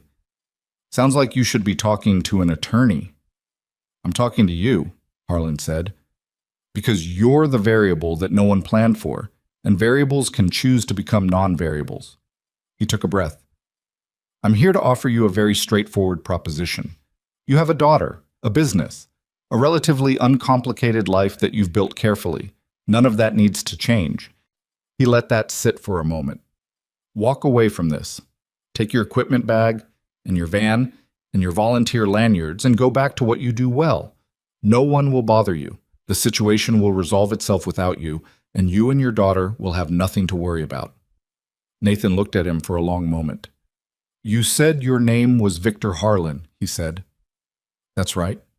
And you represent interested parties, correct? Those interested parties know my name, Nathan said. They know I have a daughter. They know what kind of car I drive. He came out from behind the counter, not toward Harlan, but to the side, picking up a clipboard from the hook on the wall and making a note on it, giving himself something to do with his hands. That's a lot of research into someone who's just a repair tech who stumbled into something. Harlan's expression didn't change. As I said, you're a variable. And if I don't choose to become a non-variable? A pause. Harlan looked at his hands, then back at Nathan. Then the situation becomes more complicated. For everyone.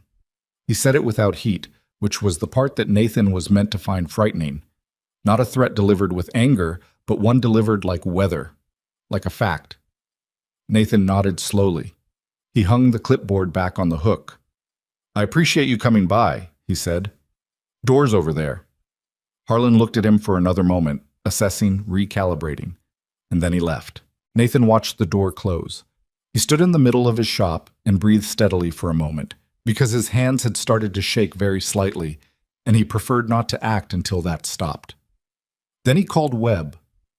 Take note of the time and date, Nathan said when Webb picked up. A man named Victor Harlan just visited my shop. He told me to walk away and implied something would happen to my life if I didn't. He kept his voice flat. I want that on record somewhere. Webb's response was immediate. Are you okay? Yes, he didn't threaten me directly. He was very careful about that. Classic, Webb said, with something in his voice that was the particular contempt of a man who has spent 30 years watching people be clever in the service of bad causes. Harlan is a fixer. He operates in the space between things that are illegal and things that are merely terrible. I've seen his name on the periphery of 2 other corporate matters over the years. He paused. Nathan, I need to ask you directly. Do you want to pull back? Nathan looked at the shop. The parts bins, the workbench, the chair frame in the corner that belonged to a teenager in Dorchester who'd been without it for 2 weeks while Nathan sourced a discontinued component. No, he said. Your daughter, I know about my daughter, he said. I'm the one raising her. He stopped, recalibrated. If I pull back now, he wins. And Vivian's been living inside what he built for 2 years. She's been blaming herself for things that were done to her. Her father built that company, and Locke has been strip mining it from the inside while she sat in a chair that someone deliberately sabotaged. He stopped again. I'm not pulling back. Webb was quiet for a second. Okay, I'm increasing the document security on everything we've assembled, and I'm calling a contact at the FBI's Financial Crimes Division. I've been meaning to do that anyway, but Harlan's visit moves the timeline. The board meeting is in 2 days, Nathan said. I know, Webb said. Be careful between now and then. He told Vivian about Harlan's visit that evening. She went quiet when he described it. Not the controlled stillness he'd seen in her office, but something more unguarded. When she spoke again, her voice was careful in the way that means something underneath it is not. He came to your shop, she said. Yes. He mentioned Lily. By implication, He knew I had a daughter. A silence. Nathan, I need you to know. When I asked you to come with me to level 11R, I didn't know it would escalate to this. I thought I was involving a witness, a technical consultant. I didn't think, Vivian, he said, I'm serious. He knows who you are now. He knows where your shop is. And I'm sitting here in my apartment with a security team that Marcus arranged and I'm fine, he said. Lily's at Mrs. Paulson's for the next 2 nights. I talked to her this afternoon without telling her why. She thinks Daddy has early morning appointments. Another silence, different from the previous ones. You already moved her, Vivian said. I figured it was the cautious thing to do. Before you told me about Harlan, I didn't want you to feel responsible, he said honestly. She made a sound that wasn't quite a laugh. I am responsible. You got involved because of me. I got involved because of a wheel angle on a terrace, he said. You didn't manufacture that. Nathan, what? A long pause. When she spoke again, it was quieter. Thank you for not running. You keep being surprised that I haven't, he said. I've had reasons to develop that expectation, she said. He didn't press that. He knew enough of the shape of it. 2 years of people managing her, accommodating her, working around her, underestimating her, and occasionally using her grief as a door, to understand what she meant without requiring her to say more of it than she wanted to. 2 days, he said. 2 days, she agreed. Job. The night before the board meeting, Nathan couldn't sleep. He lay in the dark and listened to the building breathe, the pipes, the ventilation, the occasional sound of a neighbor moving around somewhere above him, and thought about the shape of the following day. Webb had prepared the presentation. Chung had packaged the technical evidence in a format that was clear and sequenced and irrefutable on its own terms. Elliot Marsh was flying in from Portland. Webb had arranged it, and Elliot had agreed without hesitation, with the decisiveness of a man who'd made a decision he should have made 2 years ago and wasn't going to delay it further. The FBI contact had acknowledged receipt of Webb's preliminary filing and had indicated that a formal inquiry was likely pending the meeting's outcome. Everything was prepared. Everything that could be anticipated had been anticipated. And yet, he got up at 4 and made coffee and sat at the kitchen table in the dark. He thought about Locke, about the kind of person who builds something like this. Patient, layered, years in construction, every piece placed with the precision of someone who enjoys the work of it. The manipulation of Elliot, the credential copying, the engineering sabotage, the board positioning, the access log misdirection. None of it improvised. All of it maintained simultaneously for years, adjusted and refined as circumstances changed.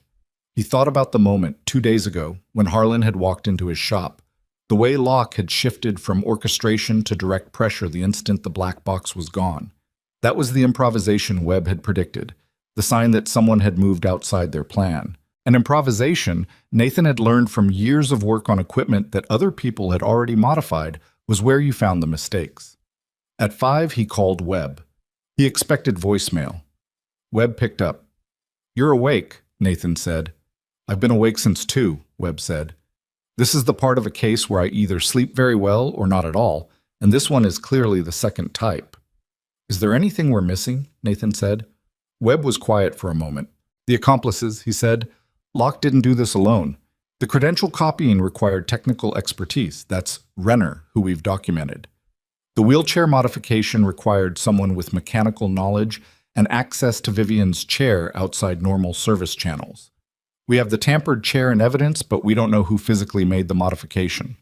The service technician, Nathan said, the one Vivian called after the gala.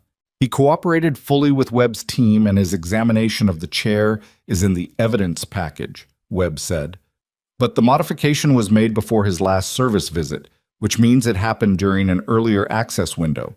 Locke had someone on the facilities team. We think the investigation is ongoing. If Locke's people in the building see what's happening at the meeting, Nathan said, they might try to... I've accounted for that, Webb said. The board meeting room has its own access control. I've arranged with building security, someone I trust, not from the company's internal team, to manage access. A pause. Nathan, the meeting is at 9. I want you there at 8. I'll be there. He picked up Lily from Mrs. Paulson's at 7, took her to school, stood at the school entrance and watched her go through the door without looking back because she never looked back, because she had inherited from somewhere the ability to leave a place fully and be completely in the next one, which he admired and found slightly heartbreaking in the way that admirable things sometimes are. He drove to the seaport. The Ashcroft Dynamics boardroom was on the 15th floor, a large room with the kind of table that signals serious money, 12 leather chairs, and screens on 3 walls for presentations. Webb was already there when Nathan arrived.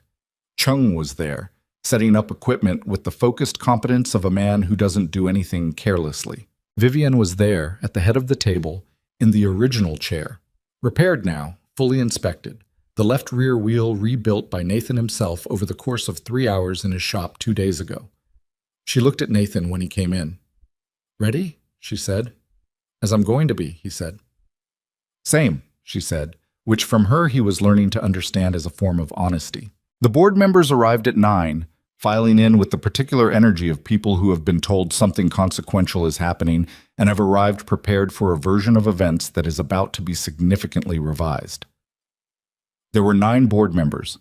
Nathan counted them and noted the ones who sat near the end of the table closest to the door, and the ones who sat near Vivian, and the ones who sat in the middle, which is where you sit when you haven't decided. Adrian Locke arrived at 9:03. Nathan had seen photographs. Webb had compiled a dossier, thorough as everything Webb did, but photographs hadn't fully prepared him. Locke was taller than expected, well-built, with the kind of face that communicated reliability.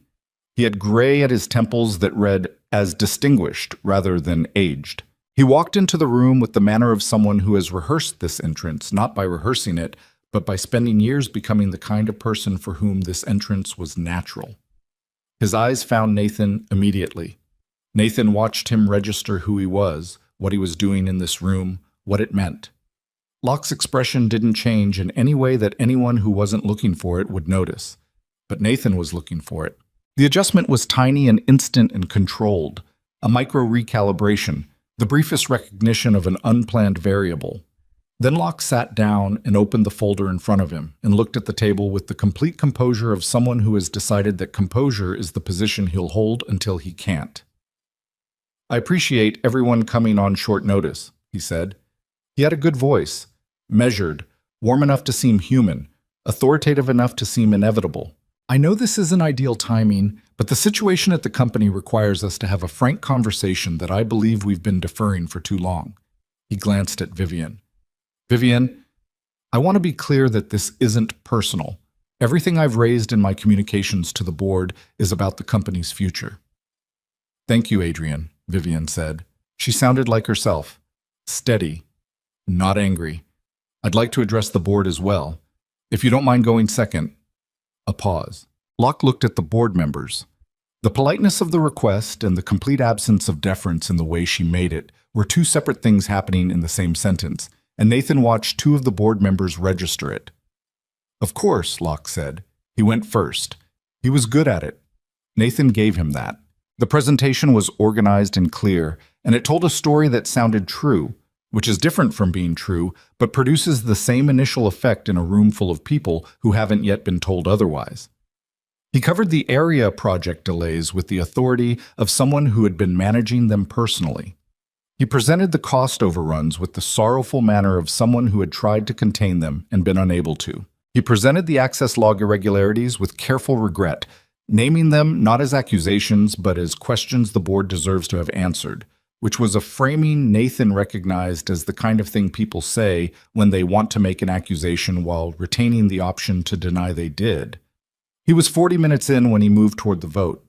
"Given these concerns," Locke said, "I believe it's the board's responsibility to act. What I'm proposing is not a permanent removal, but a temporary suspension of executive authority pending a full independent review.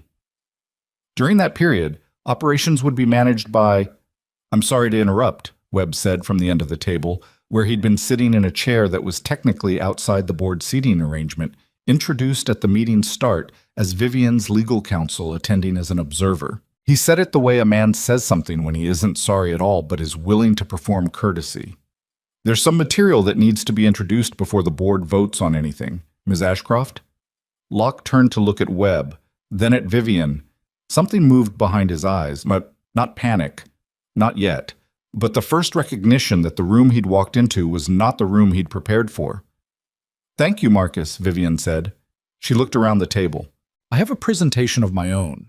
I apologize that it's more technical than what you've just seen. Dr. Cheng is going to walk you through the technical sections." Chung stood up.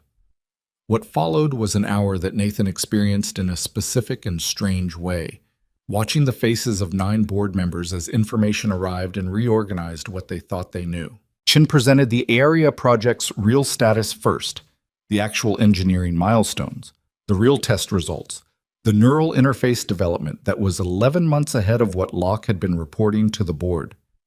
He showed the difference between the reports Locke had presented and the data that existed in Vivian's separate records. He was precise, and he did not editorialize, and he was, Nathan thought, exactly the right person to present this particular information because he had the manner of someone who has no interest in your reaction to the truth, only in the accuracy of the truth itself. Then Webb took over. He presented the access log, not Vivian's entries, but the pattern analysis showing that the late-night accesses to level 11R predated and corresponded with each of the reported project setbacks. He showed the engineering sabotage evidence, the pattern of deliberate interference that Chung had identified in the incident reports. He showed Locke's access logs. He showed the credential copying, explained in terms that did not require a technical background to understand. Someone had built a duplicate of Vivian's identity in the building's security system and used it to access restricted areas and create a false record of her presence. He showed the connection between Daniel Renner and the foreign registered acquisition group. He showed the financial trail, the preliminary work Webb's firm had done tracing the intermediary companies back to their source.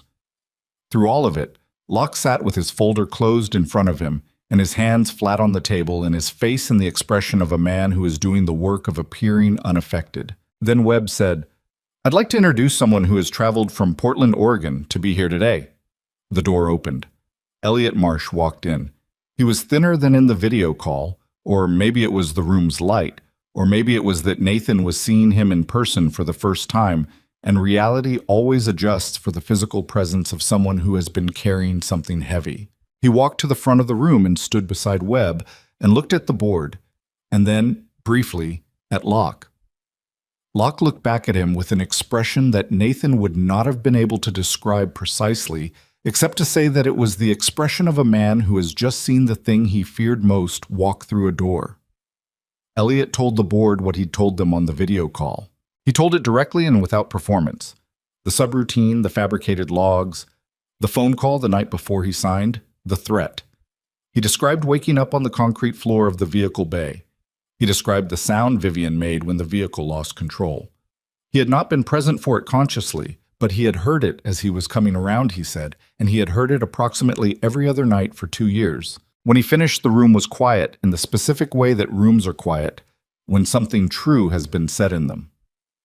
One of the board members, a woman named Patricia Hale, a Founders-era member who Nathan had been told had known Vivian's father, said to Locke, "Do you have a response?" Locke opened his mouth. Whatever he had prepared, whatever response he had mapped out for contingencies, it did not arrive. He looked at Elliot, and then at the black box data displayed on the screen at the end of the room, and then at the board members, and something in his composure, the thing he'd been holding as a deliberate posture since he walked in, shifted. "I'd like to consult with my attorney," he said. "You're welcome to do that," Webb said. "The FBI's Financial Crimes Division has already received a preliminary filing based on this evidence. I'd suggest you move quickly." At the far end of the table, 2 board members were already typing on their phones. Nathan watched them type and watched the body language of the room reorganize itself the way rooms reorganize themselves when a consensus breaks and reforms around something new. He'd seen it happen in smaller rooms, over smaller things. The moment when everyone in a space accepts a shared new reality. It was the same here, just higher stakes and more leather chairs. Locke stood. He closed the folder that he'd never opened during the meeting. He looked at Vivian. the first time he'd looked directly at her since Elliot had walked in. She looked back. She didn't say anything. She didn't need to. The evidence was on the screens, and Elliot was in the room, and the board was sitting in front of her, and 2 years of construction were coming apart at its joints. And Vivian Ashcroft looked at the man who had done this to her father's company and to her and said nothing, because sometimes nothing is the most complete response there is. Locke walked out. In the aftermath, and there was a great deal of aftermath, the kind that happens when a room full of serious people suddenly has to make serious decisions very quickly, Nathan sat in a chair against the wall and stayed out of the way. This was Webb's domain now, and Chung's, and the board's. Votes were taken. Emergency resolutions were passed. Patricia Hale, who had the manner of a woman who had been waiting for years to stop being polite about things she'd suspected, moved through the process with decisive efficiency. Vivian's authority was formally reaffirmed. The proposed acquisition was terminated. A resolution was passed authorizing full cooperation with the federal inquiry. A motion was made to refer the matter of the wheelchair modification and the vehicle tampering to law enforcement, separately, specifically, by name, and it passed unanimously. By the time the room was clearing, it was past noon. The coffee had been replaced twice, and the untouched water bottles had formed a small, sad row in the center of the table. Nathan picked up his bag from the floor beside his chair and stood. Vivian was at the head of the table. 2 board members were still with her, and Webb was gathering his papers. Elliot was near the door, talking quietly to Webb's associate. The room was tired in the particular way that rooms are tired after something real has happened in them. Vivian looked over at Nathan across the table. She didn't say anything for a moment. The board members were talking, and Webb was compiling his folder, and the room was doing the things a room does when a crisis has resolved, and people are starting to process what comes next. She looked at Nathan from across the table with an expression that he couldn't entirely read, and that he wasn't sure she intended to be read completely. "It held," she said. Simple. Just those 2 words. He understood what she meant. Everything they'd built, the evidence, the case, the week of it, it had held. He nodded. She looked tired. She looked like someone who had been carrying something very heavy for 2 years and had just been able to set it down and was still adjusting to the difference in weight. She looked, and this was the word he landed on, the one that fit, like herself. Whatever version of herself existed underneath the controlled stillness and the managed composure and the 2 years of living inside someone else's manufactured story, that was the version in the room right now. He picked up his bag and walked around the table toward the door. Elliot was still near the door. He looked at Nathan as he approached, studying him in the way people study someone they've heard about but hadn't expected to meet. "You're the one who found the wheel," he said. "Yeah," Nathan said. Elliot looked at him for a moment. "She trusted you," he said, and it wasn't a question. It was an observation that contained something complicated, a recognition of what trust meant, in context, for her. "That's not small." "I know," Nathan said. He meant it in the simplest possible way. He knew. Outside in the corridor, the building was doing its regular Friday afternoon thing. People coming back from lunch. The elevator bank working steadily. The particular ambient sound of a large organization that has continued operating regardless of what happened in the boardroom on 15. He stood in the corridor for a moment and breathed. His phone buzzed. "Mrs. Paulson, Lily wants to know if you're picking her up or if it's a pickup day." He read it twice before his brain fully engaged with it. A normal sentence, a normal question. The world outside the boardroom, intact and indifferent, and requiring him to be in it. He texted back, "I've got her. Leaving now." He walked to the elevator. The doors opened immediately, which rarely happened, and he took it as nothing except convenient timing. The lobby was its usual self. He walked through it and out into the October afternoon, which had turned cold and bright, the kind of day that Boston produces periodically to remind you that beauty and discomfort are not mutually exclusive. His van was in the parking structure 2 blocks over. He started walking. His phone rang. Vivian. He stopped on the sidewalk and picked up. "You left without saying goodbye," she said. "I didn't want to interrupt," he said. "There was a lot happening." "There's still a lot happening," she said. "But I wanted to—" She stopped. The pause had a specific texture to it, not uncertainty exactly, but care. The care of someone who has learned, the hard way, to be precise about what they say. I wanted to say thank you. That's insufficient, and I know it's insufficient, but I don't have anything better right now. You don't need anything better, he said. A pause. I'm going to need a new service technician for the chair, she said. Someone I trust. He laughed before he could decide whether to. It came out short and genuine. I can give you some names, he said. I was thinking I might already have one, she said. He stood on the sidewalk in the October cold, and the city moved around him the way cities always moved, without ceremony, without any particular awareness of the things people were working out on its sidewalks. Lily's getting out of school in 45 minutes, he said. Okay, she said. After that, I'm free. Another pause. He heard what might have been the faint sound of her exhaling. After that, I'm free too, she said. He put his phone in his pocket and kept walking. The federal inquiry moved faster than Webb had predicted. Within 3 weeks of the board meeting, the FBI's Financial Crimes Division had issued formal subpoenas covering Locke's personal accounts, the intermediary companies connected to the acquisition group, and Daniel Renner, who was located in the Cayman Islands and who, faced with the specific weight of the evidence assembled against him, made the practical decision to cooperate.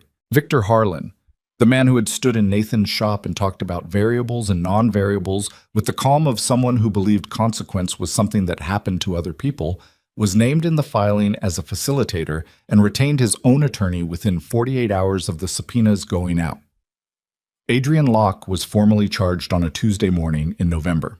Webb called Nathan to tell him, and Nathan was in the middle of replacing a battery pack on a power chair for a client in Quincy, and he said thank you and hung up and finished the job, because the client needed the chair and the news about Locke wasn't going to change the work in front of him.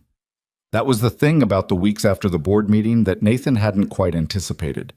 He'd expected some version of resolution to feel different, larger, maybe, or more conclusive. Instead, life continued in the way life continues. Lily needed to be picked up and fed and helped with a school project about the water cycle that required a poster board and several colored markers and a level of artistic input from Nathan that he felt was beyond his competence, but that Lily supervised with sufficient directorial authority to compensate. Clients called. Equipment needed attention. The shop needed an order placed and a shelf reorganized, and a conversation with his landlord about the parking situation that had been ongoing for 8 months and would apparently continue indefinitely. The difference was Vivian. It didn't happen in one moment. There was no single point at which the thing between them shifted from what it had been into something else. And Nathan, who was honest enough with himself to know that he wasn't good at tracking these things in real time, only understood it in retrospect, by looking back from a later point and seeing the shape of it.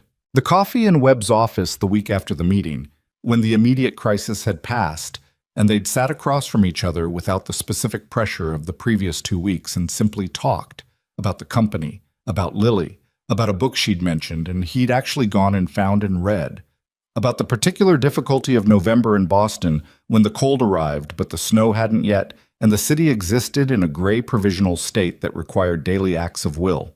The dinner in December, just the two of them, at a restaurant in the South End that she'd chosen, and that turned out to be a place that prioritized the food over the atmosphere, which Nathan appreciated more than he'd expected. The afternoon in January when he'd brought Lily to a company event, a soft open of the newly restructured R&D floor. And Lily had spent 45 minutes asking Howard Cheng extremely specific questions about how robots worked, while Nathan and Vivian stood near the window and talked about nothing consequential, and he'd noticed, somewhere in the middle of it, that neither of them was working at the conversation anymore. Lily noticed Vivian before she formed an opinion. That was how she operated. She watched first and decided later, which was more sophisticated than most adults Nathan knew. She watched Vivian in the way children watch adults they're not sure about yet, which is to say with a completeness of attention that adults mostly don't realize they're receiving. She watched how Vivian talked to her. Not the way some adults talk to children, which was a performance of engagement, but actually, directly, as if Lily's questions were worth answering fully. She watched how Vivian moved through a room, how she handled her chair in tight spaces with the matter-of-fact efficiency of someone who had stopped apologizing for the space she required. She watched how Vivian looked at Nathan, and she was 6, but she was not in any way unobservant. Her verdict arrived on a Saturday afternoon in February when Nathan was making lunch and Lily was at the kitchen table drawing. She said without looking up from her drawing, "Is Vivian your girlfriend?" Nathan set down the spatula. "What made you think about that?" "I'm not thinking about it. I'm asking." He turned around and looked at her. She was still drawing.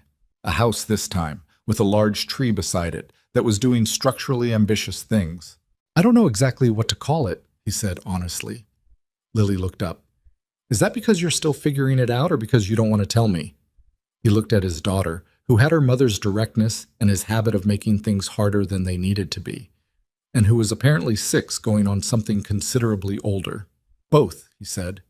She considered this with the gravity it apparently deserved. "I like her," she said. "She talked to me about the exoskeleton thing for a really long time, and she didn't use a baby voice." "That's your metric?" he said. "It's a good metric," Lily said, and went back to her drawing. Pochas. The ARIA system launched publicly in March. Vivian had spent the 4 months after the board meeting doing something that Nathan watched with a specific kind of attention. She had rebuilt. Not dramatically, not with the energy of someone reclaiming something stolen, but methodically, practically, in the way that a person rebuilds when they understand that the rebuilding is the actual work and not the performance of it. She brought in new leadership for the teams that Locke had hollowed out. She reinstated the project leads he'd sidelined. She had 3 separate conversations with the board about governance structures that would prevent a single executive from controlling information flow the way Locke had. And she had those conversations without drama, as proposals rather than demands, which was its own kind of authority. Howard Cheng, operating without the sabotage that had been throttling the project for 18 months, moved the ARIA neural interface from near complete to complete in 11 weeks. He did it by mostly ignoring Nathan when Nathan visited the lab on the 2 occasions he came by, which was the compliment of a man who is too busy doing important work to manage anyone's feelings about it. The launch was at the Hargrove Center, the same building where Nathan had first seen Vivian on the terrace, which she'd chosen deliberately and without announcing the significance of it, which was the kind of thing she did. The event was for medical professionals, rehabilitation specialists, and most importantly, the patients who had participated in the clinical trials. There were 63 people in the room who had used the ARIA system in testing, and their presence was not symbolic.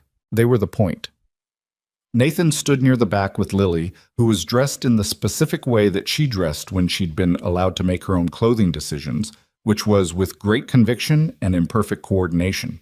She had opinions about the room, the ceiling, which was very tall, and the lights, which were interesting, and the chairs, which she tested by sitting in several before Nathan suggested she pick one. Vivian spoke from the front of the room. She spoke without notes and without the careful management that Nathan had watched her maintain, very deliberately, for the months after the accident that he hadn't been there for but could infer. She spoke about her father, who had started the company with the belief that technology should expand what people were able to do with their lives, not reduce it. She spoke about the 2 years in which the company had almost become something else. She didn't name Locke or the case. She didn't need to. Everyone in the room with any connection to the company knew the shape of it. What she said instead was this, that the work had continued even when it was being actively suppressed, because the people doing it believed in it, and that belief was harder to damage than any single piece of technology. She looked out at the room and she said, "What we're launching today is not a product. It's an answer to the question of whether this company would become what my father intended it to be, or something smaller." A pause. "I'm satisfied with the answer." Lily, sitting beside Nathan, whispered, "She's really good at talking." "Yeah," Nathan said quietly. "Is she nervous?" He looked at Vivian at the front of the room, the composed stillness, the controlled breath, the set of her shoulders. And underneath all of it, yes, the thing that looked like calm, but was actually the managed form of something less calm, the effort that went into the steadiness, which was real effort and not naturalness, and which most people in the room would never know about. "A little," he said. "She just doesn't show it the same way other people do." Lily nodded, accepting this as information. "Like you," she said. Nathan looked at his daughter. "What?" "You do that too," she said. "You seem fine, and then later you tell me you were nervous." He opened his mouth and closed it again. "When do I do that?" "Lots of times," she said cheerfully, and turned back toward the front of the room, ending the conversation with the efficiency of someone who had made her point, and had no need to extend it. Oh. The news about Vivian's treatment came in April, 6 weeks after the launch. She told Nathan on a Tuesday evening. They were at his kitchen table. She'd started coming to the apartment sometimes, had navigated the building's old elevator and the threshold at his front door, and the tight corridor to the kitchen without comment, the way she navigated everything physical in her life, which was by solving it and moving on. Lily was asleep. There were 2 cups of tea on the table that were mostly full because they'd been talking and forgetting to drink them. She told him that her neurologist, working with the area research team, had identified her as a candidate for an experimental protocol that combined the company's neural interface technology with a targeted regenerative approach. It was not a cure. The neurologist had been very clear about that, and Vivian relayed the clarity in a way that told Nathan she had made the doctor say it more than once because she needed to understand precisely what she was and wasn't being offered. There was damage that would not be repaired. There was function that was gone and would stay gone. But there were also pathways that had been assessed as potentially responsive, and the question of whether the treatment would produce meaningful improvement was genuinely unknown. He said the most realistic outcome is partial restoration of lower limb sensation and limited controlled movement, she said. He said realistic. He used the word realistic 3 times in the consultation, which I think means he's dealt with people who attached a different kind of meaning to this. What kind of meaning did you attach to it? Nathan asked. She looked at her tea. I told myself I wasn't going to attach any meaning to it until I knew more. And then I drove home and sat in my apartment for about an hour and realized I was already attached. She looked up. I've been in this chair for 2.5 years. I've built my whole understanding of my life around it. I've stopped thinking of it as temporary or as something to be overcome. It's just what my life is. She paused. The idea of that changing is as frightening as it is anything else. Nathan thought about what to say and landed, as he usually did, on the version that was true. You don't have to be uncomplicated about it, he said. It can be frightening and still be worth doing. She looked at him with the expression he'd come to know. Not the composed stillness, not the measured assessment, but the one that was more unguarded. The one she'd started showing him gradually and apparently without fully deciding to. That's a very specific kind of useful thing to say, she said. I have my moments, he said. She almost smiled. She was better at smiling than she'd been in October. He'd noticed this without mentioning it, because it wasn't the kind of thing you mentioned. She started the treatment in May. It was a 4-month protocol, regular sessions with the neurological team, working with the area interface and a clinical adaptation, alongside physical therapy that her therapist described as significant, and that Vivian described, on the days she was being honest about it, as the hardest thing she had done since learning to use the chair in the first place. She was not uniformly brave about it. There were sessions she came out of tired in a way that went past physical, and there were days when she was sharp with Nathan in ways she'd apologize for later, and there were 2 occasions when she called him at an hour that was late enough to mean something and talked for a long time about things that circled the fear without fully landing on it. He picked up every time. He stayed on the line. He didn't perform patience. He just had it, or he found it, which is the only version of patience that is actually useful. You're very hard to run off, she said on one of those late calls. I've been told I'm stubborn, he said. By who? My daughter, mostly. A pause. She's right, she said. I know, he said. I'm choosing to take it as a compliment. Ba-bam. In September, on a Thursday afternoon, Vivian stood up. It was not a cinematic moment. Nathan had been warned by her therapist, who had called him the day before because Vivian had asked her to, that the session the following day might produce some significant results and that it would be good to have someone present. He'd rearranged 3 appointments and gotten misses. Paulson to cover the school pickup and driven to the rehabilitation facility on the western edge of the city where the clinical sessions had been running. The room was a therapy space, parallel bars, a padded floor, equipment that Nathan recognized from the mobility aid world, and some he didn't. The area interface unit in the corner looking more compact than its clinical trial version. Vivian's therapist, a woman named Dr. Sorkin, who had the manner of someone who has seen enough of this work to be genuinely moved by it, without losing professional accuracy, was there. Chung was there, because the interface was his, and he treated it like a colleague, a member of the neurological team. Nathan. Vivienne positioned herself at the parallel bars and did not look at any of them, which Nathan had learned to understand as the way she concentrated. She looked at the bars, and she looked at the space in front of her, and she did what she had apparently been building toward for 4 months of work that Nathan had witnessed only in pieces. She stood, not smoothly. Her arms took most of the weight. Her legs shook with the effort of the message getting through. Imperfectly, incompletely, the neural signal and the muscle response negotiating in real time. She was upright. She was standing. Her face was doing something complex that Nathan looked at briefly and then looked away from, because it was hers, and she hadn't decided to share it yet. She took 2 steps, halting, both hands on the bars, Dr. Sorkin beside her and Chung monitoring the interface data, and Nathan standing at the end of the bars in case she reached them. She reached them. She looked at Nathan. She was breathing hard. Her arms were shaking. She had her hands on the bars, and she was upright, and she was looking at him with an expression that was not triumph. It was larger and more complicated than triumph. It had fear in it, and exhaustion, and something that Nathan couldn't name cleanly, but felt clearly. The way you feel something that is too specific for the available words. "Well," she said. Her voice was slightly unsteady. "Yeah," he said. "Doctor."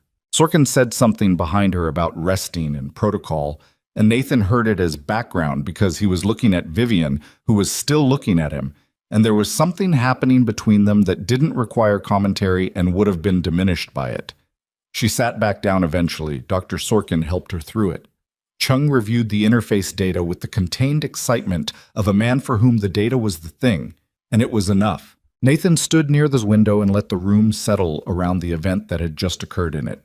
Later, outside, in the parking lot that was just a parking lot, in the September afternoon that was just an afternoon, Vivienne sat beside him, and they were quiet for a while. "It's not going to be what it was," she said. "I know," he said. "The treatment has a ceiling. Sorkin's been clear. I'll have more than I have now. I won't have everything I had before." She looked at the parking lot. "I think I knew that. I think I've known for a long time that this was always going to be a partial story, that there were things that weren't coming back." Nathan thought about what he knew about partial stories, about raising a daughter alone in a 2-bedroom apartment with a brick wall view and a jigsaw puzzle they'd never finished and drawings on the refrigerator, about a business he'd built from a client list and a lease and 6 years of showing up, about all the things he'd learned to do without, and all the things that had turned out to matter more than the things he'd lost. "Partial isn't small," he said. She turned and looked at him. "The thing you built," he said. "The company, the technology, what you did after everything that was done to you. That's not a partial version of something. That's the whole of something." He stopped, aware that he was getting close to the edge of what he was good at saying. "And Lily thinks your ceiling is very high, for what it's worth." Vivienne looked at him for a moment. Then something moved in her face. Not the managed versions, not the careful or composed or compressed ones. Something looser. More herself. "When did she say that?" she said. "She didn't, but she'd agree if asked." "You can't speak for a 6-year-old. "She's almost 7, he said. "And I've been doing it for 6 years. I'm getting better." She laughed. It came out fully, without calculation, and he felt it the way you feel something you've been waiting for without knowing you were waiting. He laughed too, which was easier. But the grand opening of the Area Center, a dedicated facility attached to the company's new rehabilitation partnership program, was in October. A year, almost to the week, from the night Nathan had pushed a service cart through a corridor at the Hargrove Center and crossed a terrace because a woman looked like she was alone in the wrong kind of way. The facility was designed for people, not for spectacle. That was Vivienne's instruction to the architects, and she had held it against every suggestion that the space should communicate ambition or innovation or any of the words that corporate facilities use to communicate about themselves. What it communicated was usability, generous doorways, thoughtful transitions, a physical therapy suite that had been laid out with input from the clinical team and the patients who had trialed the system, not from a design firm working from a brief. There were more than 200 people at the opening. Patients, families, medical professionals, members of the team who had built the technology. Webb was there, looking exactly like himself, rumpled, unhurried, slightly too interested in the food. Howard Cheng was there, talking to two bioengineers with the absorbed intensity of a man who has found his people. Elliot Marsh was there, flown in from Portland, looking better than he had at the board meeting and worse than a man should look who had spent 2 years running from something. He and Vivian had talked. Nathan didn't know what was said and didn't ask. He knew it had happened because she'd told him afterward that it had been hard and that she was glad they'd done it, which was the whole story in the version she chose to share. Lily was there. She was wearing the dress she'd chosen herself and a pair of shoes that Nathan had raised an eyebrow at and then said nothing about, because the shoes made her happy, and he'd decided that was the calculation. She had spent 20 minutes with Dr. Sorkin discussing the rehabilitation process with the focus of a child who has identified a genuine interest, and Sorkin had given her a full and serious answer, which had confirmed Lily's assessment of the event as worthwhile. Nathan stood near the window, the same instinct he always had in crowded rooms, the same position that let him see the space without being the center of it. Outside, the harbor was doing the October thing, the light coming off the water in the way that it did. He'd been watching it for a year from various windows, in various rooms, and it still looked the way it had the night he'd crossed the terrace. Vivian came to stand beside him. She was in the chair. The days of the parallel bars and the careful steps were real, were part of her life now. But the chair was also still part of her life, and she had stopped treating this as a contradiction a long time ago because it wasn't one. It was just what was true. "Are you doing the thing where you stand near the window so you don't have to be in the middle of the room?" she said.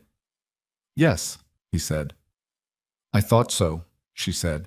"I was going to point out that you're the director of safety innovation for this company and probably should be accessible to the staff at these events, but then I thought about how much you'd hate that, so I decided not to."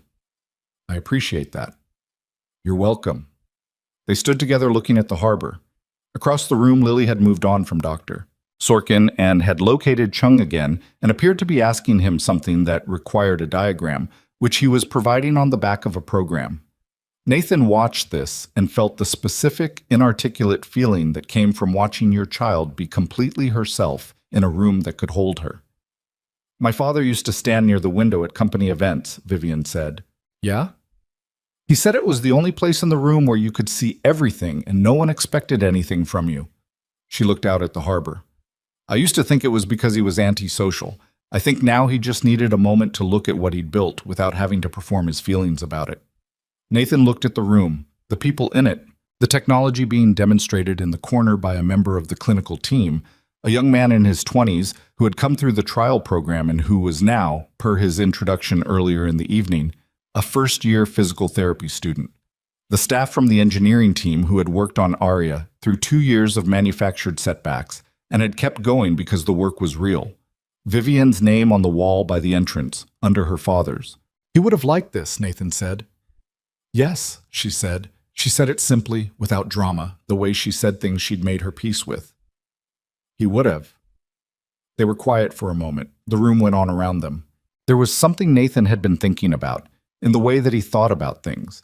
Not in concentrated sessions, but in the background, while he was driving and during appointments, and in the 15 minutes after Lily went to sleep, when the apartment was quiet, and he was just a person sitting with his own thoughts. He'd been thinking about what it meant to find something unexpected and follow it through, about the specific quality of attention required to notice a wheel angle in a dark terrace, and to understand that noticing it was not optional. About Lily, and the way she'd said you seem like you have something in your head, with the accuracy of a person who has been watching you their whole life and knows the difference between your regular self and your working self. He had spent years being careful, not in the fearful sense, he wasn't a fearful man, but in the sense of keeping his world to a manageable size. The shop, Lily, the clients, the work. Things he could do well, things he could be accountable for. Things that didn't require him to walk into a boardroom or drive to Waltham in the dark, or sit across from a woman who had 2 walls of windows in her office and look her in the eye and say what he actually thought. He'd done all of those things. And the world hadn't become unmanageable. It had become larger. There was a version of what had happened, Nathan knew, that could be told as a story about a conspiracy exposed, a villain accountable, a technology launched. That version was true. It was all of those things. But it wasn't the part that had changed something in him. The part that had changed something was smaller and harder to name. The moment on the terrace when he'd stopped and turned back around. The moment in Vivienne's office when she'd said, "Sit down," and he had. The empty case on the workbench and her hands lifting it and looking at it and him saying, "Pick it up," because he was already in it by then, and so was she. The way she'd said "we" and not corrected herself. The things that happened to your life were not always the things you planned, but the things you chose to do with them, the attention you paid, the instinct you trusted, the second when you could keep walking and instead you turned around. Those were yours. Lily materialized beside him, which she did with the sudden completeness of a child who has finished one thing and is ready for the next. She leaned against his arm. "Chung said the exoskeleton could help people walk who haven't walked in years," she said. "That's right," Nathan said. She looked at Vivian. "Is that what happened to you?" she asked, with the directness that Nathan had stopped trying to moderate because it came from genuine care, and most people, he'd found, responded better to it than to the diplomatic alternatives. "A version of that," Vivian said. "Mine is different, but yes, a version of that." Lily considered this. "Is it better now?" Vivian looked at Lily, and then at Nathan, and then back at the room. "Yes," she said. "Most things are better now." Lily nodded, satisfied, and then said, "Can I get more of those small sandwich things?" Nathan said yes, and she disappeared into the crowd with the confidence of a child who knows exactly where she's going. Nathan looked at Vivian. "She's going to ask me hard questions for the rest of my life," Vivian said. "Yes," Nathan said, "she will. I'm going to need to be prepared." "You will be," he said. "She gives you a few days' warning, usually. She thinks things over before she asks." Vivian was quiet for a moment. Then, "Good. So do I."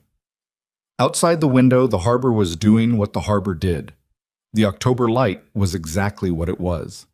Somewhere in the room, a child who had participated in the area trial was demonstrating something to her mother, and her mother's face was doing what faces do when something that seemed impossible is no longer that. Nathan saw it from across the room and felt the weight of it from that distance.